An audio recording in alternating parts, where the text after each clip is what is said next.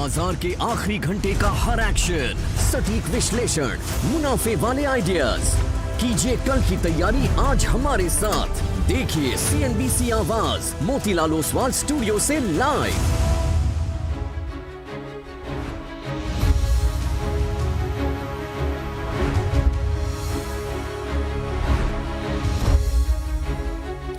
नमस्कार, CNBC आवाज Motilal Oswal live studio में आप सभी का स्वागत है। आप देख रहे हैं कमाई का अड्डा, मैं हूं आपके साथ श्रेया ठाकुर। वेंसडे का सेशन, हफ्ते का तीसरा कारोबारी सत्र और मार्केट काफी प्रेशर में है। कल की ठीक ठाक क्लोजिंग के बाद आज बाजार में दबाव देखने को मिल रहा है, जबकि क्रूड नॉर्मल है उसके बावजूद अगर आप देखें।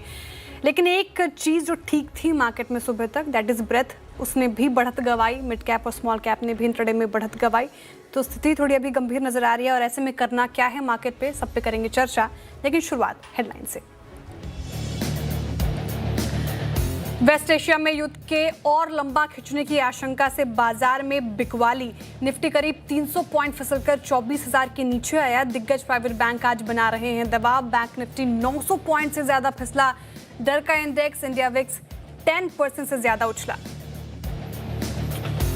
आज के बिग स्टॉक्स और 4 पड़े सटीक। जल जीवन मिशन स्कीम पर विस्तार से एस्ट्रल और सुप्रीम इंडस्ट्रीज भागे। वहीं कोल इंडिया और ग्लेनमार्क फार्मा मजबूत। उधर 4 शेयर टाटा पावर और एबीबी रफ्तार। चार्ट पर कमजोर कोफोर्ज और जुबिलेंट फूड्स में अभी भी दबाव कायम। ऑटो शेयरों में आज सबसे ज्यादा बिकवाली। 2.5% से ज्यादा फिसला इंडेक्स। ऑटो में 3 से 4% गिरे बजाज ऑटो, महिंद्रा एंड महिंद्रा और टीवीएस मोटर। साथ ही एनबीएफसीज, रियल्टी और कैपिटल गुड्स भी गिरे। वही फार्मा, पीएससी और मेटल शेयरों में थोड़ी रौनक। कॉपर की ऊंची कीमतों से वायर और केबल शेयर में लगातार दूसरे दिन तेज गिरावट। 2 दिन में 10% ज्यादा फिसला पॉलीकैप और के इंडस्ट्रीज। साथ ही आरआर काबिल और फिनोलेक्स केबल में भी कमजोरी कायम। ऊपरी स्तरों से 2.5% से ज्यादा ठंडा पड़ा इंडिगो। कंपनी के सीईओ पीटर एल्बर्स ने दिया इस्तीफा। कंपनी के को फाउंडर राहुल भाटिया बने अंतरिम सीईओ। उधर जेफरीज और एचएसबीसी शेयर पर बुलिश।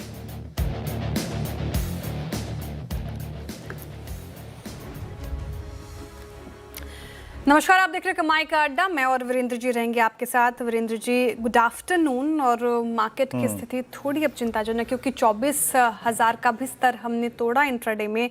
23,913 आज का इंट्राडे लो, और उसी के आसपास भटकता हुआ निफ्टी 23,960 के लेवल पर। और लगातार चर्चा हुई है CNBC आवाज पर कि अभी भी फिलहाल ट्रेंड नेगेटिव है। एक दिन की रैली को हम ठीक नहीं मान सकते, और जो भी करना है इंट्राडे में करना है। लेकिन जिस तरीके से बिकवाली आज हावी हुई है, तो अब कौन से लेवल्स इंपॉर्टेंट, कैसे अप्रोच करें निफ्टी को फिलहाल? हाँ श्रेया, देखिए मुश्किल तो है बता। आप यकीन मानिए, मतलब परसों हम 700 अंक नीचे खुले थे, लेकिन क्लोजिंग में कुछ हम हासिल करके ले गए, है ना। 350 अंकों का पुल बैक था लोअर लेवल से। कल का दिन बहुत स्ट्रांग रहा। शायद कल और परसों की तेजी में, या फिर आप उसे अगर सही शब्दों में एक्सप्लेन करें तो रिवर्सल में, एक चीज़ अच्छी थी, हमने 24,000 को रीगेन किया था। दूसरी चीज़ अच्छी थी 24,078, दैट 100 वीक एक्सपोनेंशियल एवरेज। शायद मैं इस बात का उल्लेख इसलिए कर रहा हूँ, सिर्फ इसलिए नहीं कर रहा हूँ कि वो एवरेज है, सिर्फ इसलिए नहीं कर रहा हूँ कि वो एवरेज वहाँ पे अलाइंड है 24,050 पे।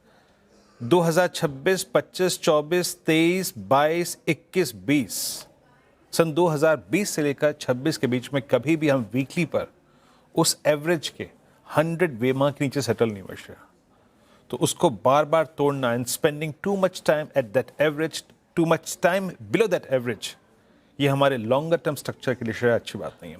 सुबह के लेवल्स लिखा, ये देखिए, सुबह हमें कन्विक्शन था कि बाजार स्ट्रॉन्ग तो नहीं रहेगा। अगर हमें बाय ऑन डिप्स करना है towards base one, we can attempt buy on dip trade that 24166 and 109।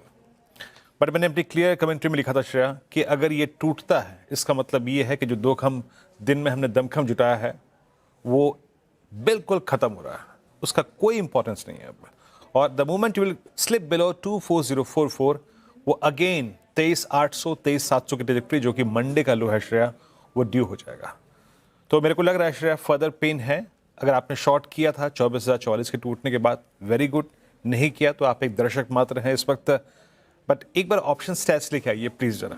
Option stats क्या कह रहे हैं उसको देखते हैं।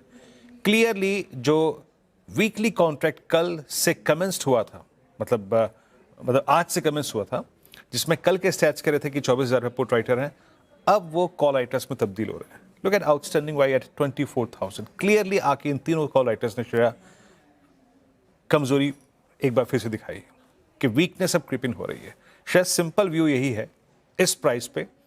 हालांकि मैं ये कहूँगा कि ट्रेड ना लें इस वक्त तो अच्छा है, क्योंकि एग्जॉस्टेड हैं आप सभी। आप ट्रेड करके भी और डायरेक्शन को भी अगर आप देखें तो मेरे ख्याल से गेस नहीं कर पाएंगे।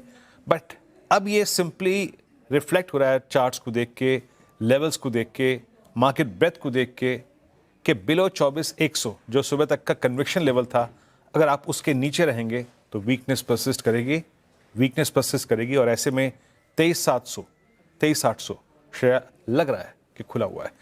Below 24044 no confidence at all share.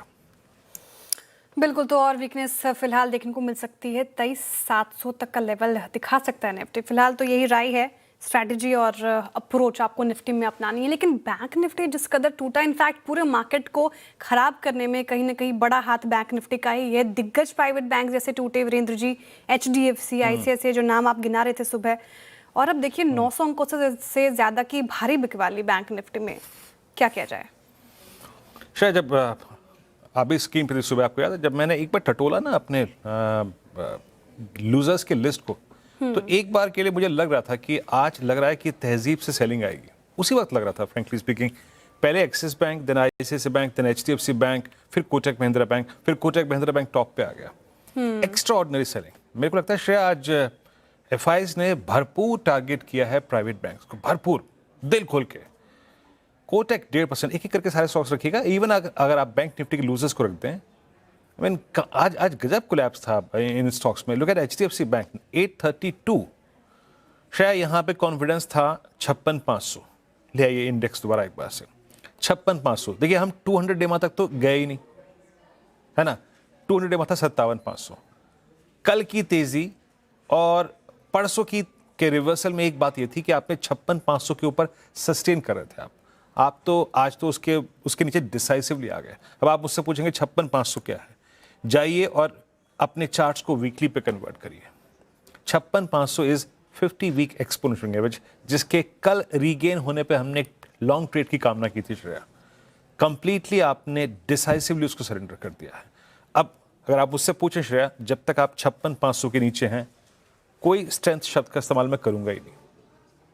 और वीकनेस, और अगर आप एक एग्रेसिव सेलर हैं, ट्रेडर हैं, तो below 56,500 as of now stats कह रहे हैं it's a sell on rise share. But एक बात है, जब आज के शाम के स्टैट्स आएंगे तो क्लियरली मेरे को लगता है पॉसिबली आज FIs की कैश की सेलिंग ना की फिगर जो है आपको, मुझको, या फिर किसी को भी बहुत चक्का कर देगी। खैर श्रेया, ट्रेंडिंग स्टॉक्स कार्यक्रम का क्रम सबको समझाइए।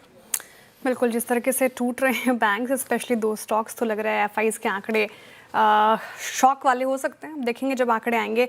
तो फिलहाल स्टॉक स्पेसिफिक क्या एक्शन रहा मार्केट में वो समझ लेते हैं, क्योंकि मार्केट काफ़ी टूट रहा है। तो शुरुआत करेंगे गिरने वाले स्टॉक्स के साथ। सबसे ज़्यादा प्रेशर कौन कौन से स्टॉक्स में आज के सेशन में दिखा गया? NBFCs में खासा दबाव है। बजाज फाइनेंस देखिए 4% लुढ़क गया। बजाज फिनसर्व 3.5% से ज़्यादा की गिरावट। एक्सिस बैंक का भी अभी जिक्र हो रहा था, इसका 3.5% का तगड़ा डेंट। NBFCs और बैंक काफ़ी प्रेशर में है। और साथ ही ऑटो देख लीजिए 3.5% का डेंट इसमें भी है। तो ऑटो स्पेस भी काफ़ी पेन में फिलहाल, जबकि कल टू व्हीलर स्पेस वगैरह सब में अगर आप देखें तो अच्छी खासी तेज़ी थी।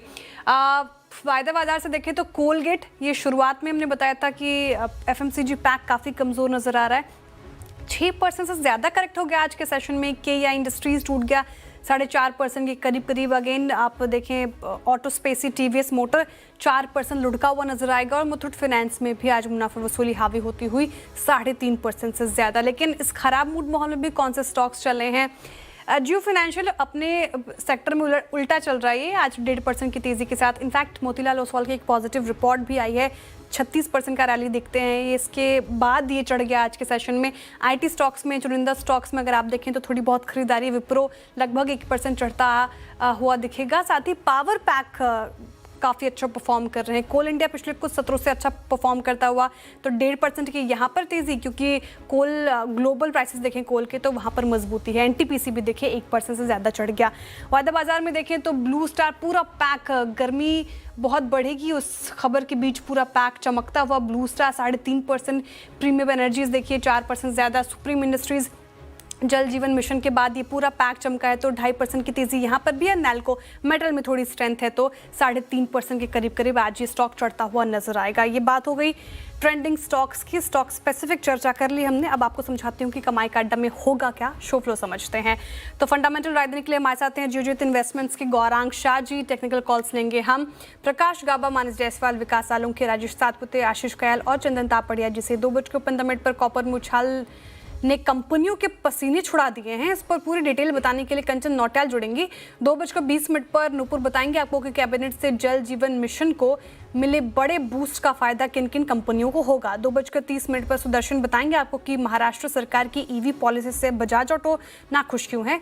साथ ही 2:50 पर इंडिगो पर बुल वर्सेस बेयर लेकर आएंगी नूपुर और मैं। साथ ही 2:55 पर मार्केट बिग वॉइस में हमारे साथ जुड़ेंगे एक्सिस सिक्योरिटीज के CIO नवीन कुलकर्णी जी। 3:10 पर कल के लिए रणनीति लेंगे। 3:15 पर लेंगे डीलर्स चेक। साथ ही 3:20 पर होगा BTST STBT कॉल्स।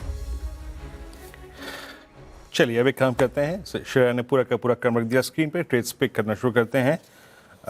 मानस, गुड आफ्टरनून, आपका ट्रेड क्या रहेगा इस वक्त का? गुड आफ्टरनून वीरेन जी। तो देखिए टीवीएस मोटर्स पे एक सेल ट्रेड लेना है। टीवीएस मोटर्स अपने 20 डे मूविंग एवरेज के ऊपर सस्टेन नहीं हो पाया और वापस अपने 100 डे मूविंग एवरेज के नीचे चला गया है, तो आई थिंक यहाँ पर गिरावट बढ़ सकती है। करंट लेवल्स पे यहाँ पर बिकवाली करने का ट्रेड लेना है। इसके फ्यूचर में बिकवाली करेंगे। करंट प्राइस चल रहे हैं करीब टीवीएस मोटर्स के 2628 के 2628 के प्राइस चल रहे हैं। करंट लेवल्स पे एक शॉर्ट कॉल लेंगे।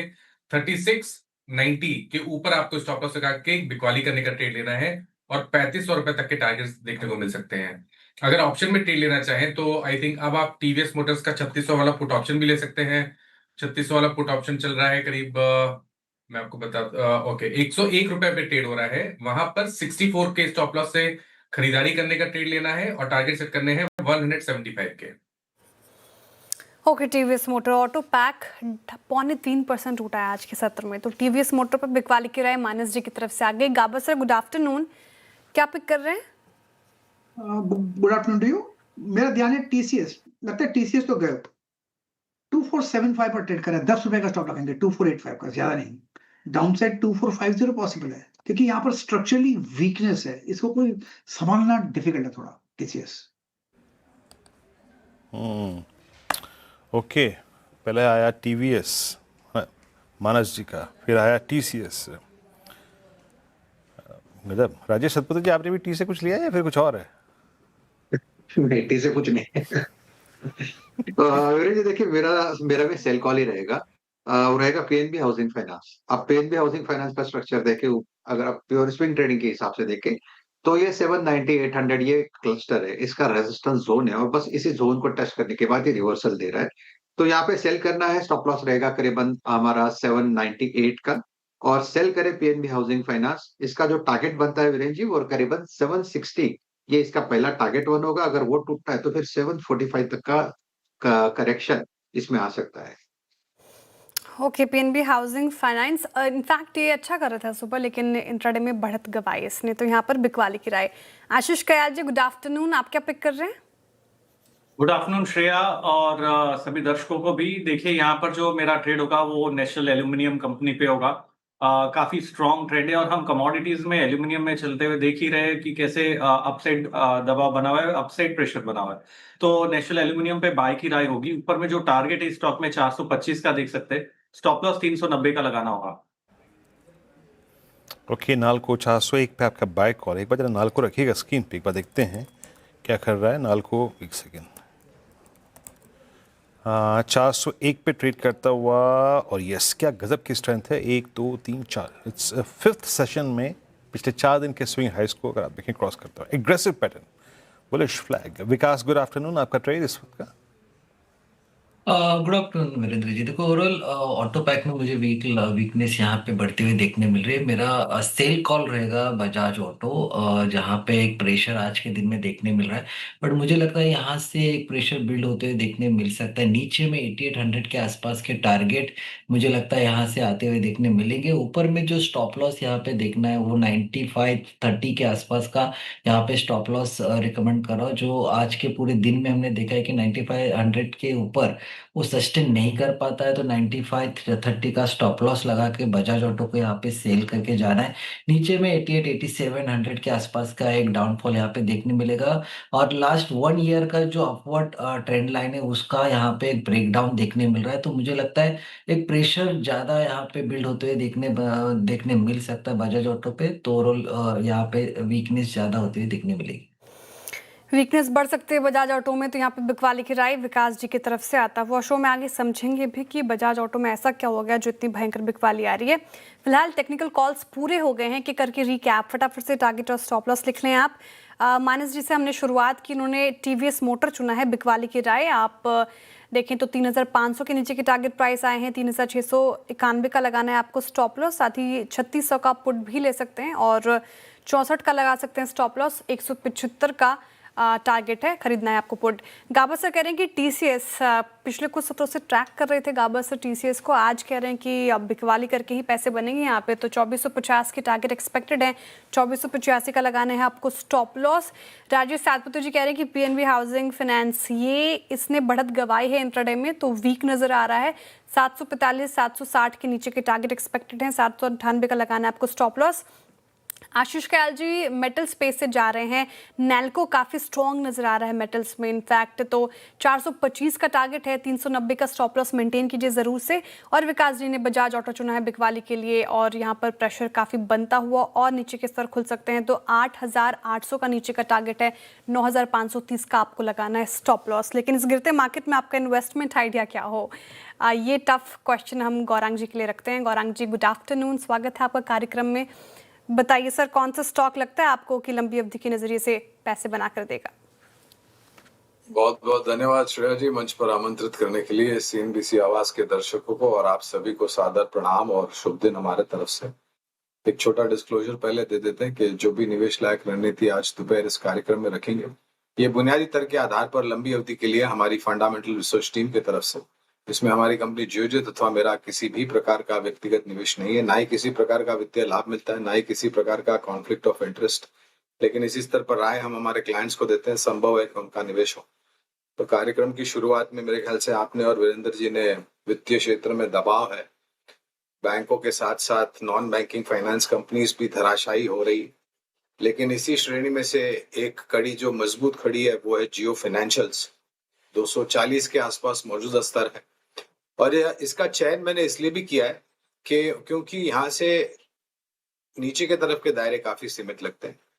कई बार ये स्टॉक 220 के आसपास गया है और फिर अपने आप को संभाला है, और ऊपर के तरफ के दायरे में वो करीबन 350 के पार गया है। लंबी अवधि के लिए ये खरीदारी की राय है। जियो फाइनेंशियल इस तरह से शुरुआत करिए और गिरावट पर जुड़ते जाए। एक बहुत ही साधारण सा लक्ष्य हमने करीबन 350 के आसपास का निर्धारित किया है लंबी अवधि के लिए। ये है जियो फाइनेंशियल्स, याद रखिएगा जियो फाइनेंशियल्स। सीएनबीसी आवाज़ का स्वामित्व प्रबंधन रिलायंस इंडस्ट्रीज होल्ड करते हैं, और इसी नाम के अंतर्गत आने वाली कंपनी जियो फाइनेंशियल्स है। तो कृपया करके कोई भी अगर आप ट्रेड करें, इन्वेस्टमेंट करें, एक निजी सलाहकार की राय ज़रूर रखें। ये रही बात जियो की। बात अब तक की कॉल्स की, एक बार लेके आइए आप निफ्टी ऑटो। पता है श्रेया, मैं कल कहीं कुछ लोगों से बात कर रहा था, मार्केट पार्टिसिपेंट से, बात यही हो रही थी। बैंक भी फाइनली क्रैक हुए, Nifty bank is below 200 EMA। एक ही इंडेक्स बचा था हमारे पास सुरक्षित, है ना, वो था निफ्टी ऑटो, और फाइनली वो भी गया। और मैं बहुत हद तक सहमत हूँ। आज सुबह सुबह 10 बजे के कार्यक्रम में गौतम शाह थे हमारे साथ। The next possible candidate for a collapse, अब अगर कहीं पर ताबड़तोड़ गिरावट आ सकती है तो वो ये है, क्योंकि पोस्ट जीडीपी, ये आपका जो जीएसटी कट हुआ था ना, एक वर्टिकल राइज था, और वो शुरू हुआ था आप समझिए 6 अगस्त से, 23,662 से। आज निफ्टी ऑटो 200 EMA के नीचे है, तो एक बहुत बुरी परिस्थिति है। Manas, look at M&M below 200 EMA, मतलब the strongest structure in entire auto. Look at Ashok Leyland suddenly 50 EMA के नीचे। लुक एट बजाज ऑटो अभी आपको शॉर्टिंग के लिए पर्याप्त क्या लग रहा है ऑटो में? जी, तो देखिए अभी थोड़ी देर पहले टीवीएस मोटर्स पे रिकमेंडेशन दिया है ऑटो स्पेस में। उसके अलावा अगर हम बात करें एक ट्रेड हॉल लेना हो तो मेरे ख्याल से एमएनएम, जहां पर एक बहुत क्लियर ट्रेंड है। अगर आप देखें तो 3800 से बहुत clearly lower top lower bottom बन रहे हैं, और जब भी रिकवरी देखने को मिल रही है तो स्टॉक 10 डे मूविंग एवरेज के ऊपर नहीं निकल पा रहा है। मेरे ख्याल से एमएनएम में करंट लेवल्स पे भी एक सेल ट्रेड लिया जा सकता है। स्टॉप लॉस आपको 3250 के ऊपर लगा के एक सेल ट्रेड लेना है। नीचे की तरफ 3000 तक के टारगेट्स, जहां पर 100 वीक मूविंग एवरेज है, वही आपके टारगेट रहेंगे।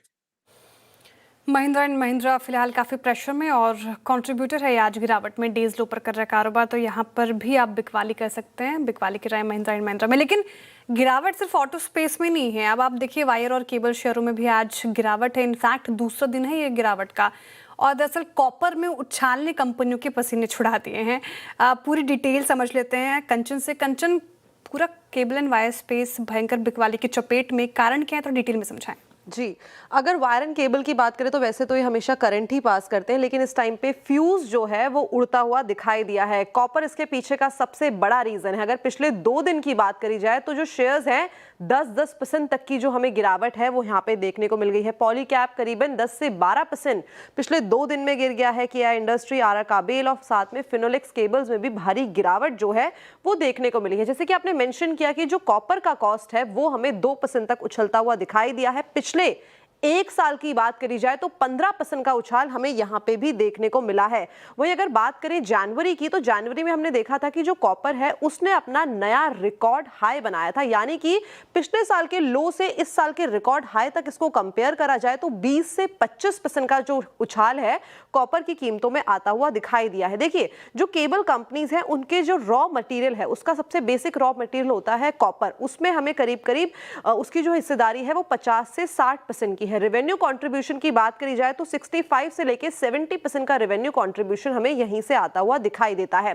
इसके बाद मार्केट में जो एनालिस्ट का व्यू है, इनफैक्ट एक ब्रोकरेज की रिपोर्ट भी आई है जेएम फाइनेंशियल की, इन्होंने बोला है कि इस तरीके से जो कॉपर के प्राइस है उसमें वॉलेटिलिटी अगर दिखती रही तो डिमांड में एक बड़ा रिस्क जो है वो आता हुआ दिखाई दे सकता है। इनफैक्ट जो कंपनी के मार्जिन्स हैं वो भी हमें डेंट खाते हुए दिखाई पड़ सकते हैं। फरवरी में अगर डिस्ट्रीब्यूटर डिमांड देखी जाए तो वो भी अपने लोअर साइड में ही देखने को मिली है, और इस टाइम पे जो डिस्ट्रीब्यूटर्स हैं वो फोकस कर रहे हैं रीजनल जो सप्लायर्स हैं और जो छोटे सप्लायर्स हैं, बिकॉज वहां से उनको जो माल है वो 8 से 10% तक सस्ता मिल रहा है। ईपीसी कॉन्ट्रैक्ट्स का जो कॉस्ट है वो कंज्यूमर में पास ऑन नहीं हो रहा, जिसके चलते जो प्रोजेक्ट्स हैं वो भी हमें रुकते हुए दिखाई दिए हैं। अगर फरवरी की डेटा की बात करी जाए तो यहाँ पे वेस्ट में और नॉर्थ इंडिया के कुछ इलाकों में जो कंस्ट्रक्शन है वो भी हमें बंद होता हुआ दिखाई दिया है। और यही नहीं बल्कि जो कॉम्पिटिटिवनेस है इस सेक्टर के अंदर वो भी जोरों शोरों से बढ़ती जा रही है। रिसेंटली हमने देखा था कि अल्ट्राटेक सीमेंट ने भी करीब करीब 1800 करोड़ का इस सेक्टर के अंदर इन्वेस्टमेंट किया है, और अडानी एंटरप्राइजेस भी इसके अंदर जो है अपनी कदम लेके आ गया है। तो काफी सारे फैक्टर्स जिसके बाद ये गिरावट आ गई है। एक तो टफ कंपटीशन, मार्केट शेयर नए एंट्रेंट्स खाते हुए, और than copper which almost contributes 50% of cost. पता है गौरांग जी, ये ऑलमोस्ट स्थिति वही नज़र आ रही है जो आज से 8 महीने या फिर साल भर पहले एशियन पेंट्स की हुआ करती थी, है ना। और हालांकि वो एशियन पेंट्स के केस वाला जो पेंट वाला केस था वो धीरे धीरे सेटल हो रहा है ना, जो अपोजिट फोर्सेस थी वो सेटल डाउन हो चुकी है मार्केट में। बट अब ये केबल का और वायर का सेगमेंट, और जो कंचन बता रही थी कि नए एंट्रेंट्स, अच्छा इसमें ये भी है कि जो अनऑर्गेनाइज मार्केट है वो भी एक टफ कंपटीटर होता है, वो तो अभी आप काउंट ही नहीं कर रहे हैं, और ऊपर से कॉपर प्राइसेस। तो आपको क्या लगता है, I mean as of now ये डिप अगर है तो इसको लैच ऑन करें या फिर पकड़ें या रहने दें, एक बार Q4 के नंबर्स आने दें, एक बार डीप डाउन साइड जो भी खुलना है खुले दें, उसके बाद कोई कॉल लें, क्या करेंगे आप, व्यू क्या रखेंगे? इसमें दो तीन परिस्थितियां हैं वीरेंद्र, और ये जो नए एंट्रेंस की बात है ये नई बात नहीं है, ये कुछ महीनों पहले आ चुकी थी। और जो कंपनी उदाहरण के तौर पर ये क्षेत्र में पहले से उनके मैनेजमेंट में आकर के मेरे ख्याल से हमारी चैनल CNBC आवाज और सहयोगी चैनल पर टिप्पणियां करी थी कि केबल और वायर का जो क्षेत्र है मार्केट इतना बड़ा है कि और भी नए प्रतिस्पर्धी आएंगे तो वो मिलजुल के काम कर सकते हैं। इसमें किसी पहले लिस्टेड कंपनी को धराशायी हो या फिर उनके कामकाज में नकारात्मक असर पड़े, नतीजों पर नकारात्मक, उसकी परिस्थिति नहीं है। क्योंकि बहुत बड़ा मार्केट है, पहली बात। दूसरी बात, लागत खर्च जो ऊपर जा रहा है या फिर सप्लाई को लेकर के जो थोड़ी बहुत मुश्किलें का सामना करना पड़ रहा है, तो दो यहाँ पर ऐसा होता है कि पहले तो इन्वेंट्री कितनी है इनके पास, अलग अलग कंपनियों के पास अलग अलग इन्वेंट्री होती है और वो कितने दिन, हफ्तों या महीनों तक चलती है। भाव अगर बढ़ते हैं लागत खर्च के, तो बहुत साधारण रूप से और सरलता से ये एंड जो उपभोक्ता है उनको उनका हर्जाना भरना पड़ता है, जो भी भाव वृद्धि के रूप में। कौन सी कंपनियां हमारी खरीदारी की सूची में है इस क्षेत्र में, तो मैं एक और नाम जोड़ूंगा यहाँ पर जो आपके स्क्रीन में अभी फ्लैश हो रहे थे, उसके साथ हैवेल्स इंडिया को भी जोड़ना चाहूंगा। हालांकि हैवेल्स इंडिया के पास बहुत सारे प्रोडक्ट्स है, केबल वायर्स एक दूसरा प्रोडक्ट है उनके पास, और एयर कंडीशनिंग वगैरह, अप्लायंसेस, वाइट गुड्स अप्लायंसेस वगैरह। तो हैवेल्स इंडिया के साथ साथ फिनोलेक्स केबल्स, केईआई इंडस्ट्रीज और पॉलीकैब, ये कुछ नाम है जो यहाँ पर हमारी रिसर्च टीम से के द्वारा बुनियादी तर्क के आधार पर खरीदारी की राय है। इस खबर को लेकर के शायद थोड़े समय तक वीरेंद्र दबाव रह सकता है, वो निर्भर करता है कि परिस्थिति कितनी लंबी चलती है। लेकिन एक वास्तविकता ये भी है कि अगर ज्यादा दबाव आया मार्जिन पर, तो उपभोक्ता है जो आखिर में इसका हर्जाना भर देंगे। ओके, तो ये थी केबल और वायर सेगमेंट पे थोड़ा सा एक डिस्कशन। मार्केट से डे लो, निफ्टी ने अभी 23,905 पे, यानी हमने करीब करीब 1.5 का स्विंग लो, बैंक निफ्टी ने भी लगभग 1.5 का स्विंग लो जो है वो तोड़ दिया है। चलिए इस विषय पे बात करते हैं। अनुज अब हमारे साथ जुड़ चुके हैं, इस वक्त कुछ कारणों से इस कार्यक्रम में नहीं है, लेकिन अब जुड़ चुके हैं। अनुज, एक गजब का कोलैप्स अनुज, मतलब हार लेवल से अगर आप देखें तो लगभग 400 पॉइंट हो गए। और आज का अनुज, मैं मतलब 10 बजे के आसपास देख रहा था, जिस प्रकार बैंक निफ्टी ने आज का कोलैप्स स्टार्ट किया, HDFC bank, ICICI bank, Kotak Mahindra bank, axis bank, आज कोलैप्स वहीं से शुरू हुआ। कैसे रीड कर रहे हैं इस फॉल को अनुज, और परसों का लो अंडर द थ्रेट है अब? देखिए विरु, 24,300 पर एग्जैक्टली निफ्टी ने आज हाई बनाया और वहां से कोलैप्स हुआ। आज सुबह हमारी चर्चा हुई थी कि अगर 24,300 पर रिजेक्शन मिले तो फिर आप शॉर्ट करिएगा बिंदास, क्योंकि मार्केट का बड़ा ट्रेंड अभी भी डाउन साइड पर है। हाँ, एक चीज मैं जरूर कहूंगा, आज जिस तरीके से बैंक निफ्टी शुरू से ही कोलैप्स हो गया वो थोड़ा सरप्राइजिंग था, क्योंकि बैंक निफ्टी ने कल काफी स्ट्रेंथ दिखाई थी। लेकिन खैर देखिए, बात हमारी कल भी यही हुई थी कि बीच बीच में मार्केट में शॉर्ट कवरिंग मूव्स आएंगे, लेकिन जो बड़ा ट्रेंड है वो डाउन साइड का, और एक इस मार्केट में बड़ी वाली जो आखिरी बड़ी वाली गिरावट है वो पेंडिंग है। लेकिन मुझे ये भरोसा नहीं था या ये सॉर्ट ऑफ इंक्लेशन नहीं था कि वो इतनी जल्दी आ जाएगा, क्योंकि जो 2 दिन से मार्केट ने ट्रेंड दिखाया था, एक सेंस तो बन रही थी कि मार्केट ने कुछ शायद एक नियर टर्म बेस फॉर्मेशन किया हो, भले ही उसकी ज्यादा वैल्यू ना हो। लेकिन बड़ा ट्रेंड हमारा डाउन साइड पर है और ये मार्केट में बड़ा पैसा शॉर्ट करके बन रहा है, ये बात हमारी हुई थी। लेकिन ऑनेस्टली स्पीकिंग आज ग्लोबल मार्केट्स ठीक ठाक है, क्रूड भी 88-89 पर ही है। उसके बावजूद अगर ये इस तरीके की सेलिंग आई है तो ये आपको एक और चीज बता रही है कि हमारी मार्केट का टेक्सचर शायद वैसे ही खराब है, और अब हम सिर्फ एक क्रूड वाला वेरिएबल नहीं देख सकते हैं। और एक और जो इस मार्केट में इंटरेस्टिंग चीज हुई है कि आज इवन जो स्ट्रॉन्ग स्टॉक्स हैं उन्होंने भी इस गिरावट में पार्टिसिपेट करा है। और बिरु, इंडिया विक्स देखिए, कल जितना हमने लूज किया था इंडिया विक्स पे, उतना वापस 11% के करीब आ रहा है। थोड़ी दर्शकों से माफी चाहूंगा, मेरी आवाज आपको थोड़ी सी खराब लग रही होगी, मेरी थोड़ी सी तबीयत नासाज थी, इस वजह से मैं आज सुबह मार्केट ओपनिंग के बाद निकल गया था, और तो थोड़ा सा दर्शकों से इसके लिए माफी चाहूंगा। बिल्कुल। अनुज जी, गुड आफ्टरनून। पहले तो शुक्रिया, तबीयत नासाज होने के बाद भी आप हमारे दर्शकों के लिए आए हैं और अपनी राय रख रहे हैं मार्केट पर। अच्छा सर, आपने ओवरऑल मार्केट का हाल बताया, जिक्र किया, लेकिन बैंक जिस तरीके से टूटे हैं, स्पेशली 2 स्टॉक्स में पूछना चाह रही हूँ, HDFC और ICICI, क्योंकि सुबह सर जब मैं ब्रोकरेज रिपोर्ट डिस्कस कर रही थी, फंडामेंटली बहुत ही साउंड अग्रेसिव टारगेट प्राइस आए हैं, लेकिन जिस तरीके से आज दबाव बनाया है और मार्केट की गिरावट में कहीं ना कहीं बड़ा हाथ बैंक्स का ही है आज, तो इन दोनों स्टॉक्स पर क्या अप्रोच होगी?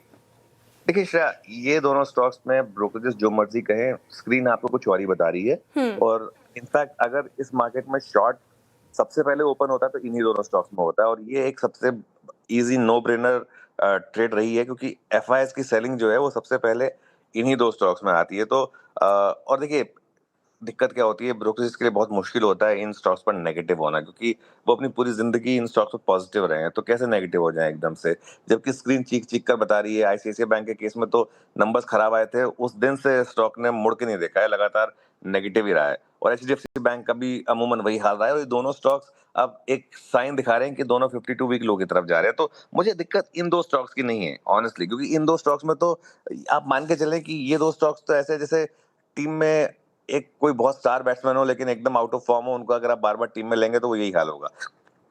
मुझे जो आज इशू लग रहा है वो है जो थोड़े आपके स्ट्रॉन्ग स्टॉक्स हैं वो गिरे हैं, जैसे कि एसबीआई देखिए आप, एसबीआई में गिरावट आई आज। उसके अलावा आप देखें एक्सिस बैंक करीब करीब 4% गिरा आज। श्रीराम फाइनेंस जैसा स्ट्रॉन्ग स्टॉक गिरा आज, मुझे थोड़ा दिक्कत उसकी है। बाकी एक दो चीजें और अगर आप देखेंगे इस मार्केट की गिरावट में, इन्फोसिस, टीसीएस, निफ्टी आईटी देखिए जरा एक बार। और निफ्टी आईटी पर लगातार ये व्यू रहा है कि बहुत बड़ी गिरावट अभी इसमें बाकी है, इससे कोसों दूर रहें और इसमें लोअर साइड पर भी शॉर्ट ही करना है आपको। अब देखिए निफ्टी आईटी कहाँ तक आ गया है ना, तो ये मार्केट जो है ये इस समय एक बेयरिश ग्रिप में है। इसमें बीच बीच में शॉर्ट कवरिंग बाउंसेस आएंगे। हाँ बस ये जरूर मैं बार मैं एक बात कह रहा हूँ, वीडियो से भी मैंने बात ये डिस्कस की थी। हमारा व्यू यही था कि निफ्टी में एक बार के लिए और बैंक निफ्टी में एक बार के लिए थोड़ी शॉर्ट कवरिंग होगी एक बार, उसके बाद बड़ा ट्रेंड रिज्यूम होगा, लेकिन वो बड़ा ट्रेंड इतनी जल्दी रिज्यूम हो जाएगा, एक दिन के बाद रिज्यूम हो जाएगा, उसमें शायद थोड़ा डिसअपॉइंटमेंट होगा। एक चीज जो वीरो ने कही कि क्या मंडे का लो बचेगा, आई थिंक अब सबसे बड़ा सवाल वही है। मंडे का लो मेरे ख्याल से 23,600 समथिंग था वीरो, 23,703 के करीब था। हाँ तो 23,700 था, 23,900, अब वो एक उम्मीद रहेगी। लेकिन देखिए फिर वही बात कि ये बाजार कुछ अलग ही फियर सेंस कर रहा है जिसमें शायद लेवल्स मीनिंगलेस हो और मतलब कुछ तो गड़बड़ है इस बाजार में। बिल्कुल वही बात है, जो आज rest of Asia, wall street, crude सब कुछ डिफरेंट था, उसके बावजूद अनुज इनफैक्ट अब आप देखिए कि जितनी स्ट्रॉन्ग पॉकेट्स थी, आपने एसबीआई का जिक्र किया, पीएसयू क्रैक हो रहे हैं। लुक एट निफ्टी ऑटो अनुज, निफ्टी ऑटो 200 के नीचे, तो क्या अब बाजार में कैसी फीलिंग आ रही है? थोड़ी टैड बुल लिक्विडेशन, जहां प्रॉफिट है वो थोड़ा निकाल लो, है ना। अल्टीमेटली लास्ट इंडेक्स वो भी कोलैप्स कर रहा है। मैं यही बात आपसे कह रहा था कि आज मुझे जो दिक्कत है वो ये है कि स्ट्रॉन्ग स्टॉक्स ने गिरना शुरू करा है। अच्छा वीरू, कई बार जब स्ट्रॉन्ग स्टॉक्स कोलैप्स होना शुरू होते हैं तो वो एक ये भी इंडिकेशन होता है कि जो लास्ट बुल है वो भी अपना मतलब एक तरीके से कॉन्फिडेंस खोकर कह रहा है कि यार अब इस मार्केट से निकलो। तो ऑटोज एक ऐसी स्पेस है जहां प्रॉफिट है, पीएसयू बैंक अभी भी एक ऐसी स्पेस है जहां प्रॉफिट है। तो अगर यहाँ पर सेलिंग आ रही है तो क्लियरली ये आपको एक साइन दे रहा है कि मार्केट में इस समय कंप्लीट लिक्विडेशन प्रोसेस चालू है और अब ये लिक्विडेशन प्रोसेस कहाँ तक जाएगी ये थोड़ा सा देखना मुश्किल होगा। मैं ट्रेडिंग पॉइंट ऑफ व्यू से अभी भी यही कहूँगा कि दोनों साइड के मौके मिल सकते हैं। हो सकता है लोअर लेवल से वापस रिकवरी भी आ जाए, लेकिन इस मार्केट में जैसे कह रहे थे ना, हीरो मत बनिए, क्योंकि ये मार्केट कुछ सेंस कर रही है और इस समय फोकस आपका पैसा बचाने पर होना चाहिए, क्योंकि जब फाइनल बॉटम बनेगा तब आपके पास पैसा होना चाहिए इस मार्केट में लगाने के लिए। बिल्कुल, पैसा बचाने पे फोकस होना चाहिए अनुज जी। लेकिन क्योंकि अब स्ट्रॉन्ग पॉकेट्स भी गिर रहे हैं तो मार्केट में अप्रोच क्या हो स्टॉक स्पेसिफिक? फार्मा में हमने थोड़ी स्ट्रेंथ देखी खराब मार्केट में भी, तो क्या फार्मा और कुछ पावर स्टॉक्स भी चल रहे हैं, तो क्या रुझान उस साइड रखें? अगर अप्रोच लेनी हो, किसी को पैसे बचाने के साथ पैसे बनाना भी हो अनुज जी, तो कौन सा स्पेस, कौन से स्टॉक्स? देखिए पहली बात तो ये कि जरूरी नहीं है कि अब हर मार्केट में पार्टिसिपेट किया जाए, ठीक है। हम जब भी एक व्यू लेते हैं कहते हैं कि कंपल्सिव ट्रेडर और एग्रेसिव ट्रेडर है, तब आप भले ही ये ट्रेड लें। और आज भी एक व्यू बहुत क्लियर था, या तो 24,300 रिजेक्ट हो जाए या 24,050 के नीचे आप आ जाए तो शॉर्ट करें। तो श्रेया, ये मार्केट टफ है इस मार्केट में, और ऐसा कोई जरूरी नहीं है कि अगर आप इस मार्केट में पैसा बना के दिखा देंगे तो कोई मार्केट आपको बहुत ज्यादा ब्राउनी पॉइंट्स दे देगा। तो ठीक है, जो बात आपने कही, अगर आप इन्वेस्टर हैं तो वही अप्रोच रखें। वो जो हमने बास्केट की बात की थी, स्ट्रॉन्ग बास्केट की, उसमें करेक्शन में धीरे धीरे स्टॉक्स जोड़ें, पैनिक ना करें। लेकिन अगर आप ट्रेडर हैं तो एक बात मान के चलें कि ये बाजार कुछ अलग ही है और इस बाजार में पैसा बनाना बहुत मुश्किल होगा। और इसके लिए अगर आप दोनों तरफ का व्यू, और अगर आप अपना व्यू बहुत जल्दी नहीं बदल पाएंगे तो इस मार्केट से दूर रहें, क्योंकि इस मार्केट में जब आपको लगेगा कि एक साइड का ट्रेंड बन रहा है, मार्केट दूसरे साइड बड़ा मुंह दे देगा। हो सकता है आज एकदम से सब कुछ नेगेटिव लग रहा हो, कल मार्केट घूम भी जाए वापस। तो ये इन चीजों का बस अब आपको ध्यान रखना होगा। बिल्कुल sir, thank you so much sir आज जुड़ने के लिए। खराब तबीयत है आपकी, उसके बावजूद आप जुड़ेंगे, and take care, get well soon sir. कल मुलाकात होती है फिर से स्टूडियो में आपके साथ। चलिए अब आगे बढ़ते हैं और चंदन जी हमारे साथ जुड़ रहे हैं शो में। चंदन जी गुड आफ्टरनून, स्वागत है आपका कार्यक्रम में। मार्केट काफी पेन में है लेकिन स्टॉक स्पेसिफिक आइडिया क्या होगा आपका? बिल्कुल श्रेया जी, इंडेक्स है वो रिकवरी को नहीं होल्ड कर पाया और 24,444 24,450 एक मेजर हर्डल है। जब तक उसके ऊपर इंडेक्स नहीं निकलता है तब तक ये उठापटक रहेगी। वापस नीचे के जो रिसेंट के लो है वो रिटेस्ट हो सकते हैं। वीकली चार्ट में लोअर टॉप लोअर बॉटम के स्ट्रक्चर यहाँ पे बनने लग गए। स्टॉक स्पेसिफिक देखें तो काफी कम सेक्टर और स्टॉक्स हैं जो पॉजिटिव साइड में बता रहे हैं, एडवांस डिक्लाइन रेशियो नेगेटिव है। बट यदि फिर भी हमें पॉजिटिव वे में यदि कोई ट्रेड सेटअप ढूंढना है तो मैं फोकस करना चाहूंगा यहाँ पे फार्मा काउंटर से। पिछले कुछ दिनों से हम फार्मा पे पॉजिटिव व्यू बना रहे हैं और यहाँ पे ओरो फार्मा पे हमारा पॉजिटिव व्यू है। वीकली चार्ट पे एक ब्रेकआउट हुआ है काफी वीक के बाद में, तो यहाँ पे खरीदारी के मौके बन सकते हैं। सपोर्ट रहेगा लगभग 1288 का, ऊपर में टारगेट बनेंगे 1370 के आसपास। ओके अरविंदो, फार्मा पे आप लचौन करते हुए फार्मा पे आप फोकस कर रहे हैं। निफ्टी 25 के तो दिन ही लग रहा है लग गया जनाब। 23,952 पे आके थोड़ा 23,900 को आके रिस्पेक्ट दे रहा है और अभी जो पॉकेट्स थोड़ी ट्रेडेबल लग रही हैं उसमें मेरे ख्याल से अभी भी वाइट गुड सेगमेंट अच्छा कर रहा है। पावर सेगमेंट थोड़ा सा अच्छा कर रहा है। लुक एट टाटा पावर, शानदार मजबूती यहाँ पे। कोल इंडिया स्ट्रॉन्ग यहाँ पर, एनटीपीसी स्ट्रॉन्ग। चंदन, आप लोगों की इस वक्त जो वीकली समरी है उसमें आप लोगों ने पावर स्टॉक्स को कहाँ रखा है? पावर में क्या कुछ चीज करने लायक है इस वक्त?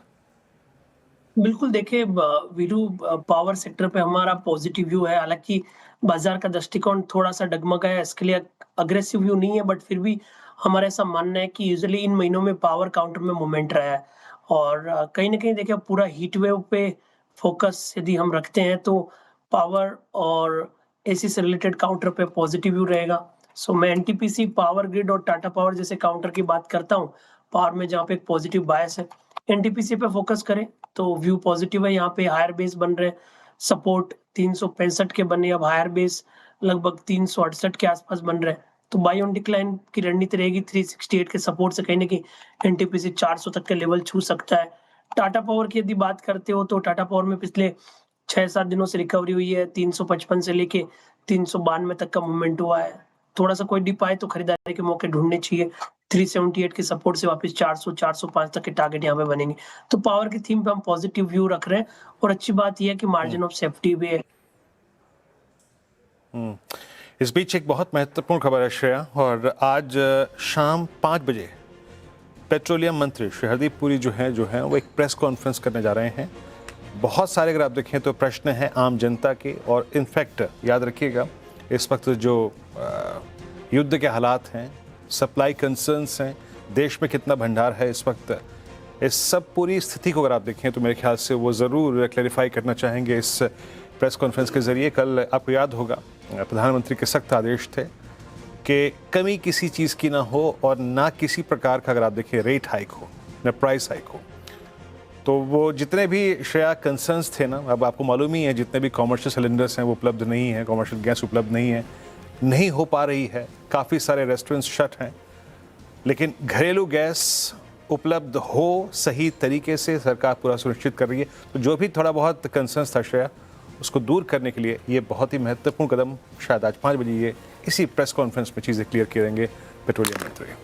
बिल्कुल, शाम 5 बजे कॉन्फ्रेंस होगी और सबसे पहले आप देखेंगे सीएनबीसी आवाज़ पर जितने भी मिनट्स होंगे इस कॉन्फ्रेंस पर वो हम आपके लिए लेकर आएंगे और संक्षेप और आसान भाषा में आपको बताएंगे। और एलपीजी संकट के बीच संसद भवन में हरदीप सिंह पुरी जी, पीएम मोदी से भी उन्होंने मुलाकात की थी और इस संकट को कैसे हटाया जाए इस पर पूरी विस्तार से चर्चा हुई थी। और उसके बाद अब प्रेस कॉन्फ्रेंस, इसका रहेगा इंतज़ार सीएनबीसी आवाज़ पर सबसे पहले आप देखेंगे। चलिए अब आगे बढ़ते हैं और वक्त हो रहा है टॉप कैश कॉल्स का। कैश कॉल्स लेंगे हम गाबर जी से, विकास जी से और राजू सातपति जी से। गाबर सर बताइए कैश के लिए क्या पिक कर रहे हैं? कैश के लिए रहेगा रेडिको खेतान। रेडिको खेतान 2871 पर ट्रेड कर रहा है। अप मूव मिला, करीब 3 दिन 4 दिन का कंसोलिडेशन हुआ, उसके बाद एक ब्रेकआउट मिला। अब स्टॉप लगेंगे करीब 2850 का, मतलब 21 रुपए का स्टॉप है। टारगेट रहेगा 3000, 2900, फिर 3000 पॉसिबल है रेडिको खेतान। रेडिको खैतान, होली के बाद से जनाब यहाँ पे क्या तेज़ी है, ये और यूएसएल बहुत स्ट्रांग रहे हैं। आज भी रेडिको खैतान अब 200 EMA के ऊपर आके ट्रेड करता हुआ शानदार मूव यहाँ पर। विकास जी, आपका कैश ट्रेड? जी मेरा कैश काउंटर रहेगा HFCL, जहाँ पे 70 के ऊपर वापस ये ट्रेड करते हुए देखने मिल रहा है। आज भी एक अच्छा अपसाइड का मोमेंटम यहाँ पे कैरी करते हुए देखने मिल रहा है। मुझे लगता है 76 के टारगेट के लिए इसको बाय किया जा सकता है। 68 का अहम सपोर्ट यहाँ पे देखने मिल रहा है और जो मोमेंटम इंडिकेटर है यहाँ पे पॉजिटिव क्रॉस ओवर दिखा रहा है, तो मुझे लगता है 76 के टारगेट के लिए HFCL को बाय करना है 68 के स्टॉप लॉस से। Okay HFCL। राजेश सातपुते जी, आप क्या पिक कर रहे हैं कैश में? श्रेया देखिए, बलरामपुर चीनी का स्ट्रक्चर देखिए, मुझे लगता है 540 का टारगेट होना चाहिए। 522 के आसपास है, तो it's buy above 520। Stop loss होगा 512 का, और जैसे मैंने कहा 535 540 तक का एक स्विंग बलरामपुर चीनी में आना चाहिए। ओके बलरामपुर चीनी, HFCL, साथ ही रेडिको खैतान, ये कैश में पिक किया गया। ये काउंटर्स आप रख सकते हैं रडार पर। अब आगे बढ़ते हैं और कैबिनेट ने कल जल जीवन मिशन का विस्तार 2028 तक करने को मंजूर दे दी है और साथ ही पड़ोसी देशों के साथ FDI के नियमों में भी ढील दी है। और लगातार CNBC आवाज़ पर इसकी चर्चा हो रही है। एक बार फिर से रिविजिट करते हैं इसको नुपुर के साथ। नुपुर, गुड आफ्टरनून, बताएं। Good afternoon. बिल्कुल, सुबह से हम इसी पर चर्चा कर रहे हो। इनफैक्ट कल भी हमने बताया था कि काफ़ी कुछ अनाउंसमेंट यहाँ पे कैबिनेट की तरफ से आते हुए दिखेंगे और जो जल जीवन मिशन है उसमें विस्तार आते हुए दिखा है। वहाँ पे जो कुल अलोकेशन है वो करीबन 9.9 लाख करोड़ का आपको नज़र आएगा और ये काफ़ी पॉजिटिव है। काफ़ी सारे स्टॉक्स इससे इम्पैक्ट होते हैं पॉजिटिव साइड की तरफ। इनफैक्ट जो यहाँ पे एडिशनल अलोकेशन दिया गया है कैबिनेट की तरफ से वो 1.5 लाख करोड़ के आसपास आते हुए दिखेगा। इस स्कीम में देखें तो 4 गुना से ज़्यादा की बढ़त यहाँ पे आते हुए दिखिए अलोकेशन को लेकर, और इसी में जो केंद्र सरकार का योगदान रहने वाला है वो करीबन 3.5 लाख करोड़ का रहेगा और वहीं राज्य सरकार इसमें 5 लाख करोड़ का योगदान देती हुई आपको नजर आएगी। काफ़ी सारे स्टॉक्स, काफ़ी सारे सेक्टर्स इसमें फोकस में आते हैं। सबसे पहले जो पाइप मैन्युफैक्चरिंग की कंपनीज है उन्हें सीधा सीधा फ़ायदा मिलता है। वेल्सपन कॉर्प जैसे स्टॉक्स फोकस में आते हुए नजर आते हैं। फिनोलेक्स इंडस्ट्रीज, एस्ट्रल लिमिटेड, इन सारे स्टॉक्स पर आप नज़र रखिए। वाटर ट्रीटमेंट और EPC से जुड़ी जितनी भी कंपनीज है उस पर भी फोकस बना हुआ है। वीटेक, वापक, साथ ही साथ आयन एक्सचेंज, जेन इरिगेशन जैसे कुछ नाम है जहाँ पे पॉजिटिव इम्पैक्ट इस स्कीम की तरफ से आते हुए नजर आएगा। इंफ्रा और EPC से जुड़ी कंपनीज यहाँ पर भी सपोर्ट मिलता है स्कीम का, और पंप और वाटर इक्विपमेंट मैन्युफैक्चरिंग के लिए भी ये काफ़ी पॉजिटिव है। तो नज़र रखनी है आपको केना कंस्ट्रक्शन, दिलीप बिल्डकॉन जैसे स्टॉक्स पर, साथ ही साथ किर्लोस्कर ब्रदर्स और शक्ति पंप जैसे स्टॉक्स भी आज फोकस में हैं। एक और खबर आई थी कल कैबिनेट के अप्रूवल में जहाँ पे FDI के नियमों में कुछ डील दी गई है। भारतीय सीमा से जो कुछ देश जुड़े हुए हैं वहाँ पर डील आती हुई नजर आई है। अगर अब FDI को डायरेक्ट इन्वेस्टमेंट करना है तो 10% तक का, तो उसमें कोई भी अप्रूवल की ज़रूरत नहीं पड़ेगी। FDI के जो प्रस्ताव है उस पर फैसला जो है वो अगले 60 दिनों में आते हुए दिखेगा। कैपिटल गुड्स बनाने वाली कंपनियों को सपोर्ट मिलता है। EMS कंपनियों के लिए पॉजिटिव होता है। सोलर सेल और रिन्यूएबल मैन्युफैक्चरिंग को भी सीधा सीधा फायदा मिलते हुए नजर आता है।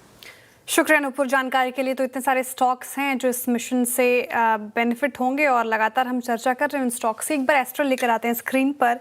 एस्ट्रल 3% से ज़्यादा की तेज़ी के साथ अच्छी खासी पोजीशन में फिलहाल, और 6 महीने में अगर आप देखें तो एक बार 6 महीने का चार्ट रखिएगा स्क्रीन पर। 19% से ज़्यादा के रिटर्न दिए हैं एस्ट्रल ने और आज भी डेज हाई पर कर रहा है कारोबार। आशीष कयाल जी, एस्ट्रल का चार्ट आप देखें और बताएं। 6 महीने में भी अच्छे रिटर्न्स मिले हैं, आज भी अच्छा कर रहा है, खराब मार्केट में भी आगे और रिटर्न बनाकर देगा ये काउंटर? देखिए श्रेया, यहाँ पर ओवरऑल रुझान पॉजिटिव है। एस्ट्रल के अंदर हम देख सकते हैं एक पॉजिटिव ब्रेकआउट आया है। पिछले कंसोलिडेशन कोई 6 से 7 दिन चल रहा था, उसका भी ब्रेकआउट ऊपर आया, लेकिन सस्टेन करना इंपॉर्टेंट होगा। अगर दबाव ब्रॉडर मार्केट पे बनेगा तो ये स्टॉक भी नीचे आ सकता है, तो थोड़ा केयरफुली लॉन्ग साइड पे ट्रेड लेना चाहिए, लेकिन फिलहाल बाय किया जा सकता है। नीचे में जो स्टॉप लॉस गैप का एरिया है 1668, उसका स्टॉप लॉस लगाइए। ऊपर में ये स्टॉक गुंजाइश है 1800 के लेवल को पार कर जाए। एस्ट्रल पर ये व्यू हो गया फिलहाल तो पॉजिटिव नजरिया, लेकिन अगर मार्केट गिरता है तो एस्ट्रल पर भी दबाव देखने को मिल सकता है। एक और काउंटर लेकर आइए स्क्रीन पर। बजाज ऑटो आज काफ़ी दबाव में, हालांकि पूरा ऑटो पैक है, लेकिन बजाज ऑटो के गिरने की और भी वजह हैं। महाराष्ट्र सरकार की EV पॉलिसी से बजाज ऑटो नाखुश है और यही वजह है कि कंपनी राज्य के बाहर चेतक ईवी स्कूटर के प्रोडक्शन पर विचार कर रही है। एक्सक्लूसिव जानकारी के साथ मेरे सहयोगी सुदर्शन मौजूद हैं। Sudarshan, good afternoon. बताइए, काफी प्रेशर बजाज ऑटो में, ऐसी क्या बातें हो गई पॉलिसी में जो बजाज ऑटो ना खुश?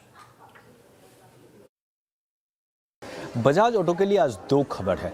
पहला, एक सोर्सेज से हमें पता ये चला है कि बजाज ऑटो कंसीडर कर रही है एक दूसरा चेतक स्कूटर ईवी का प्रोडक्शन यूनिट खोलने का, और वो महाराष्ट्र के बियॉन्ड दूसरे मार्केट में, दूसरे स्टेट में हो सकता है। और एक ऑप्शन जो कंसीडर कर रहे हैं वो है पंतनगर उत्तराखंड में। अभी बजाज ऑटो का जो दो मेजर प्रोडक्शन यूनिट है, चेतक का पुणे में है और 3 व्हीलर का अगर जो प्रोडक्शन की बात करें तो वो औरंगाबाद में है। और क्यों वो सोच रहे हैं एक्सपैंड करने के लिए महाराष्ट्र के बियॉन्ड, तो उसका एक रीजन है महाराष्ट्र की ईवी पॉलिसी। महाराष्ट्र गवर्नमेंट का बकाया, महाराष्ट्र गवर्नमेंट के पास कंपनी का बकाया ऑलमोस्ट 60 करोड़ रुपीस है। और लास्ट मंथ राजीव बजाज ने अपने इंटरव्यू में महाराष्ट्र ईवी पॉलिसी को एक फेलियर बताया था। अब अगर जो बात ये करते हैं कि इनका मार्केट शेयर, तो इलेक्ट्रिक 2 व्हीलर्स में ये one of the top market players है। लास्ट मंथ तक आफ्टर टीवीएस ये नंबर 2 प्लेयर थे। दूसरा खबर ये है कि रिसेंटली महाराष्ट्र गवर्नमेंट ने बजट अनाउंस किया था, उसमें उन्होंने बोला था कि न्यू परमिट ऑटो रिक्शा के लिए इशू नहीं होगा, क्योंकि गवर्नमेंट ये मानती है कि वॉल्यूम जो है ऑटो रिक्शा का रोड में महाराष्ट्र में ऑलमोस्ट टिपिंग पॉइंट पे पहुंच गया है। ये इम्पैक्ट करेगा बजाज ऑटो का, क्योंकि महाराष्ट्र में अगर जो 3 व्हीलर मार्केट की बात करें तो बजाज ऑटो का मार्केट शेयर ऑलमोस्ट 87 to 88% है। और महाराष्ट्र टोटल 3 व्हीलर वॉल्यूम जो बजाज ऑटो का है, अगर जो तेलंगाना को एक्सक्लूड कर दें तो ऑलमोस्ट 17% फॉर्म करती है। अगर जो तेलंगाना को इंक्लूड करें तो ऑलमोस्ट 15% फॉर्म करती है। और ये एक हाई मार्जिन प्रोडक्ट है, ऑलमोस्ट 30% अबव मार्जिन लाता है। और 3 व्हीलर इंडस्ट्री का ग्रोथ भी दूसरे सेगमेंट्स के इनलाइन में बहुत ही अच्छा रहा है। लास्ट मंथ तक ऑलमोस्ट इंडस्ट्री का ग्रोथ 29 to 31% था। और बजाज ऑटो का डोमेस्टिक मार्केट में 3 व्हीलर का ग्रोथ फेब महीने में भी ऑलमोस्ट 25 to 26% था। तो अगर इस खबर का इम्पैक्ट नेगेटिवली होगा, दूसरा देखना ये होगा कि बजाज ऑटो कब अनाउंस करती है अपने दूसरे प्रोडक्शन यूनिट का, जहां तक बात है चेतक ईवी का। चलिए, तो देखना पड़ेगा बजाज ऑटो का नेक्स्ट स्टेप क्या होगा। लेकिन श्रेया, बजाज चेतक का नाम सुनते ही मेरे कान खड़े हो गए। हालांकि अब जो है ना, चेतक की शक्ल सूरत बदल गई है ना। पहले का चेतक अलग ही हुआ करता था, और मेरे ख्याल से हम अब स्कूटर वैसे नजर नहीं आते, है ना। पहले स्कूटर में क्या होता था, पीछे की सीट, आगे की सीट, बच्चे आगे भी खड़े रहते थे, टायर से पीछे यूं स्टेपनी बोलते थे ना, स्टेपनी, है ना, स्टेपनी होता था। और अगर सिलेंडर ना आ जाए तो वो स्कूटर नहीं, है ना। आगे आटे की बोरी ना आ जाए तो वो स्कूटर नहीं। तो पहले स्कूटर कुछ और हुआ करता था। क्यों गौरांग जी, स्कूटर याद है पिछला बजाज चेतक? आपने ये विषय छेड़ा है, तो हमारे पिताजी ने, जब हम स्कूल में थे तो, और उस समय पर तो बुकिंग होती थी वीरेंद्र भाई, ऐसा नहीं था कि आप शुरू में जाकर के डिलीवरी ले लो, उसके बुकिंग होती थी और 2 साल के बाद मिलता था वो। तो बजाज चेतक की बुकिंग करी थी और डिलीवरी, मुझे अभी भी उसका रजिस्ट्रेशन नंबर याद है, और वो स्कूटर अभी भी है हमारे पिताजी के घर पे, MMW 4475।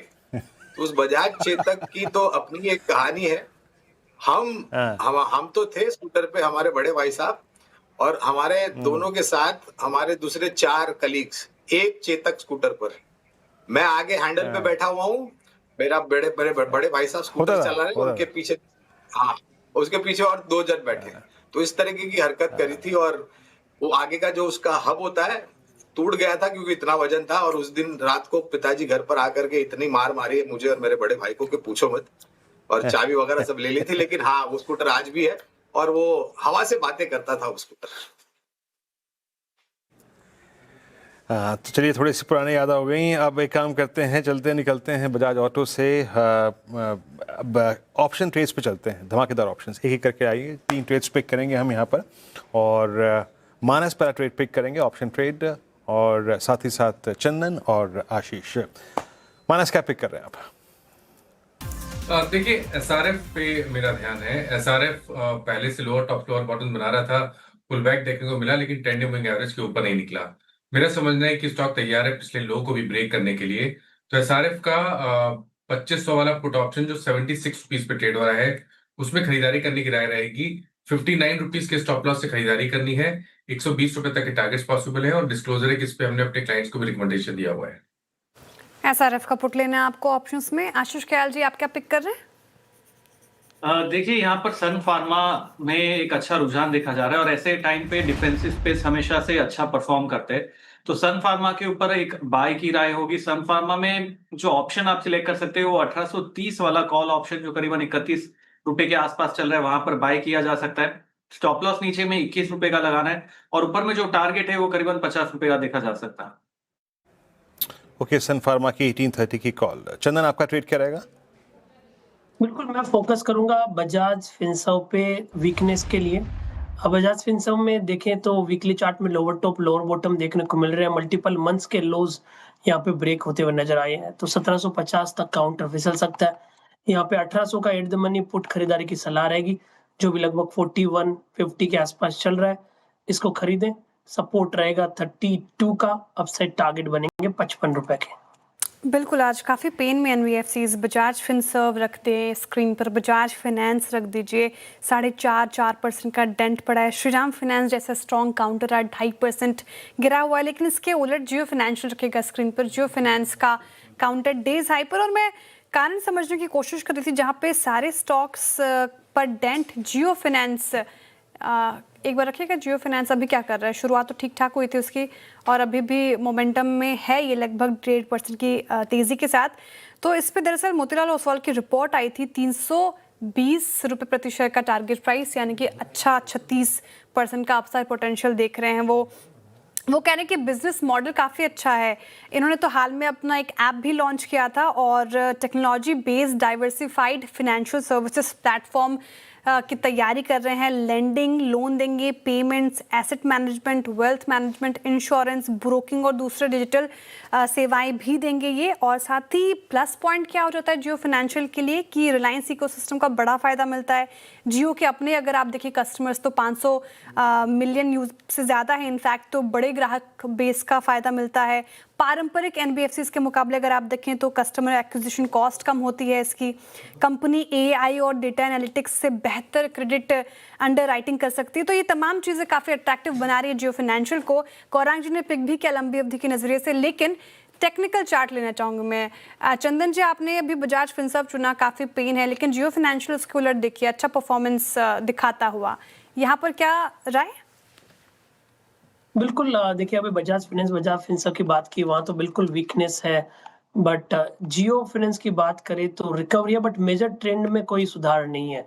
ओवरऑल आप देखोगे तो पिछले लगभग 7-8 महीनों से लोअर टॉप लोअर बॉटम के सीक्वेंस ही बन रहे हैं। एक बार के लिए बाउंस बन सकता है, बट ऊपर में 250 252 को होल्ड कर पाना थोड़ा टफ रहेगा, तो फिलहाल तो अवॉइड करने की सलाह रखूंगा। चलिए अब एक आते हैं स्टॉक पे, और वो है इंडिगो। इंडिगो बहुत समय से, अगर आप देखें दिसंबर के पहले हफ्ते से जब वो घटना घटी और मास कैंसिलेशन हुए, लोग अपनी फ्लाइट्स मिस कर रहे थे, अपने इवेंट्स को मिस कर रहे थे, तब से इंडिगो का एक बुरा फेज शुरू हुआ। ETF price hike. आज आपकी स्क्रीन पर एक खबर और आई, केसीयू साहब ने जो है इस्तीफा दे दिया। लेकिन अब इस प्राइस पे केस क्या बनता है? एक ज़माने में बहुत स्ट्रॉन्ग बुल मार्केट में, ये बुल फेज में था स्टॉक, सडन कोलैप्स। इस प्राइस पर आउटलुक क्या है? चलिए आप बात करते हैं नूपुर से और श्रेया से। बुल और बेयर केस, इन दोनों का व्यू रखेंगे। Shreya, bull bear? श्रेया क्या? मैं तो बुल साइड हूँ वीरेंद्र जी, जैसा कि आपने कहा कि इंडिगो और नूपुर बेयर है ना? हाँ, बिल्कुल। चलिए मैं तो पिछले 3 दिन से बेयर ही बन रही हूँ। आज मुझे मौका मिला है बुल बनने का। कोई बात नहीं नूपुर, आज प्राइस हमारे फेवर में है ना, कोई दिक्कत की बात नहीं। पहले श्रेया का व्यू सुनते हैं। श्रेया, कंस्ट्रक्टिव व्यू क्यों?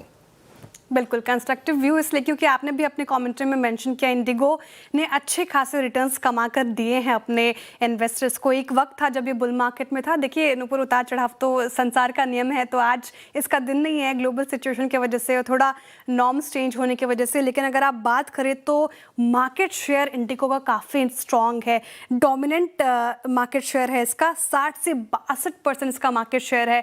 तो ये इंडस्ट्री लीडर है और पीयर्स के मुकाबले देखें तो ये मार्केट शेयर काफ़ी अट्रैक्टिव लगता है, तो एक बड़ा कारण मुझे लगता है कि इसको बुल में शामिल किया जा सके।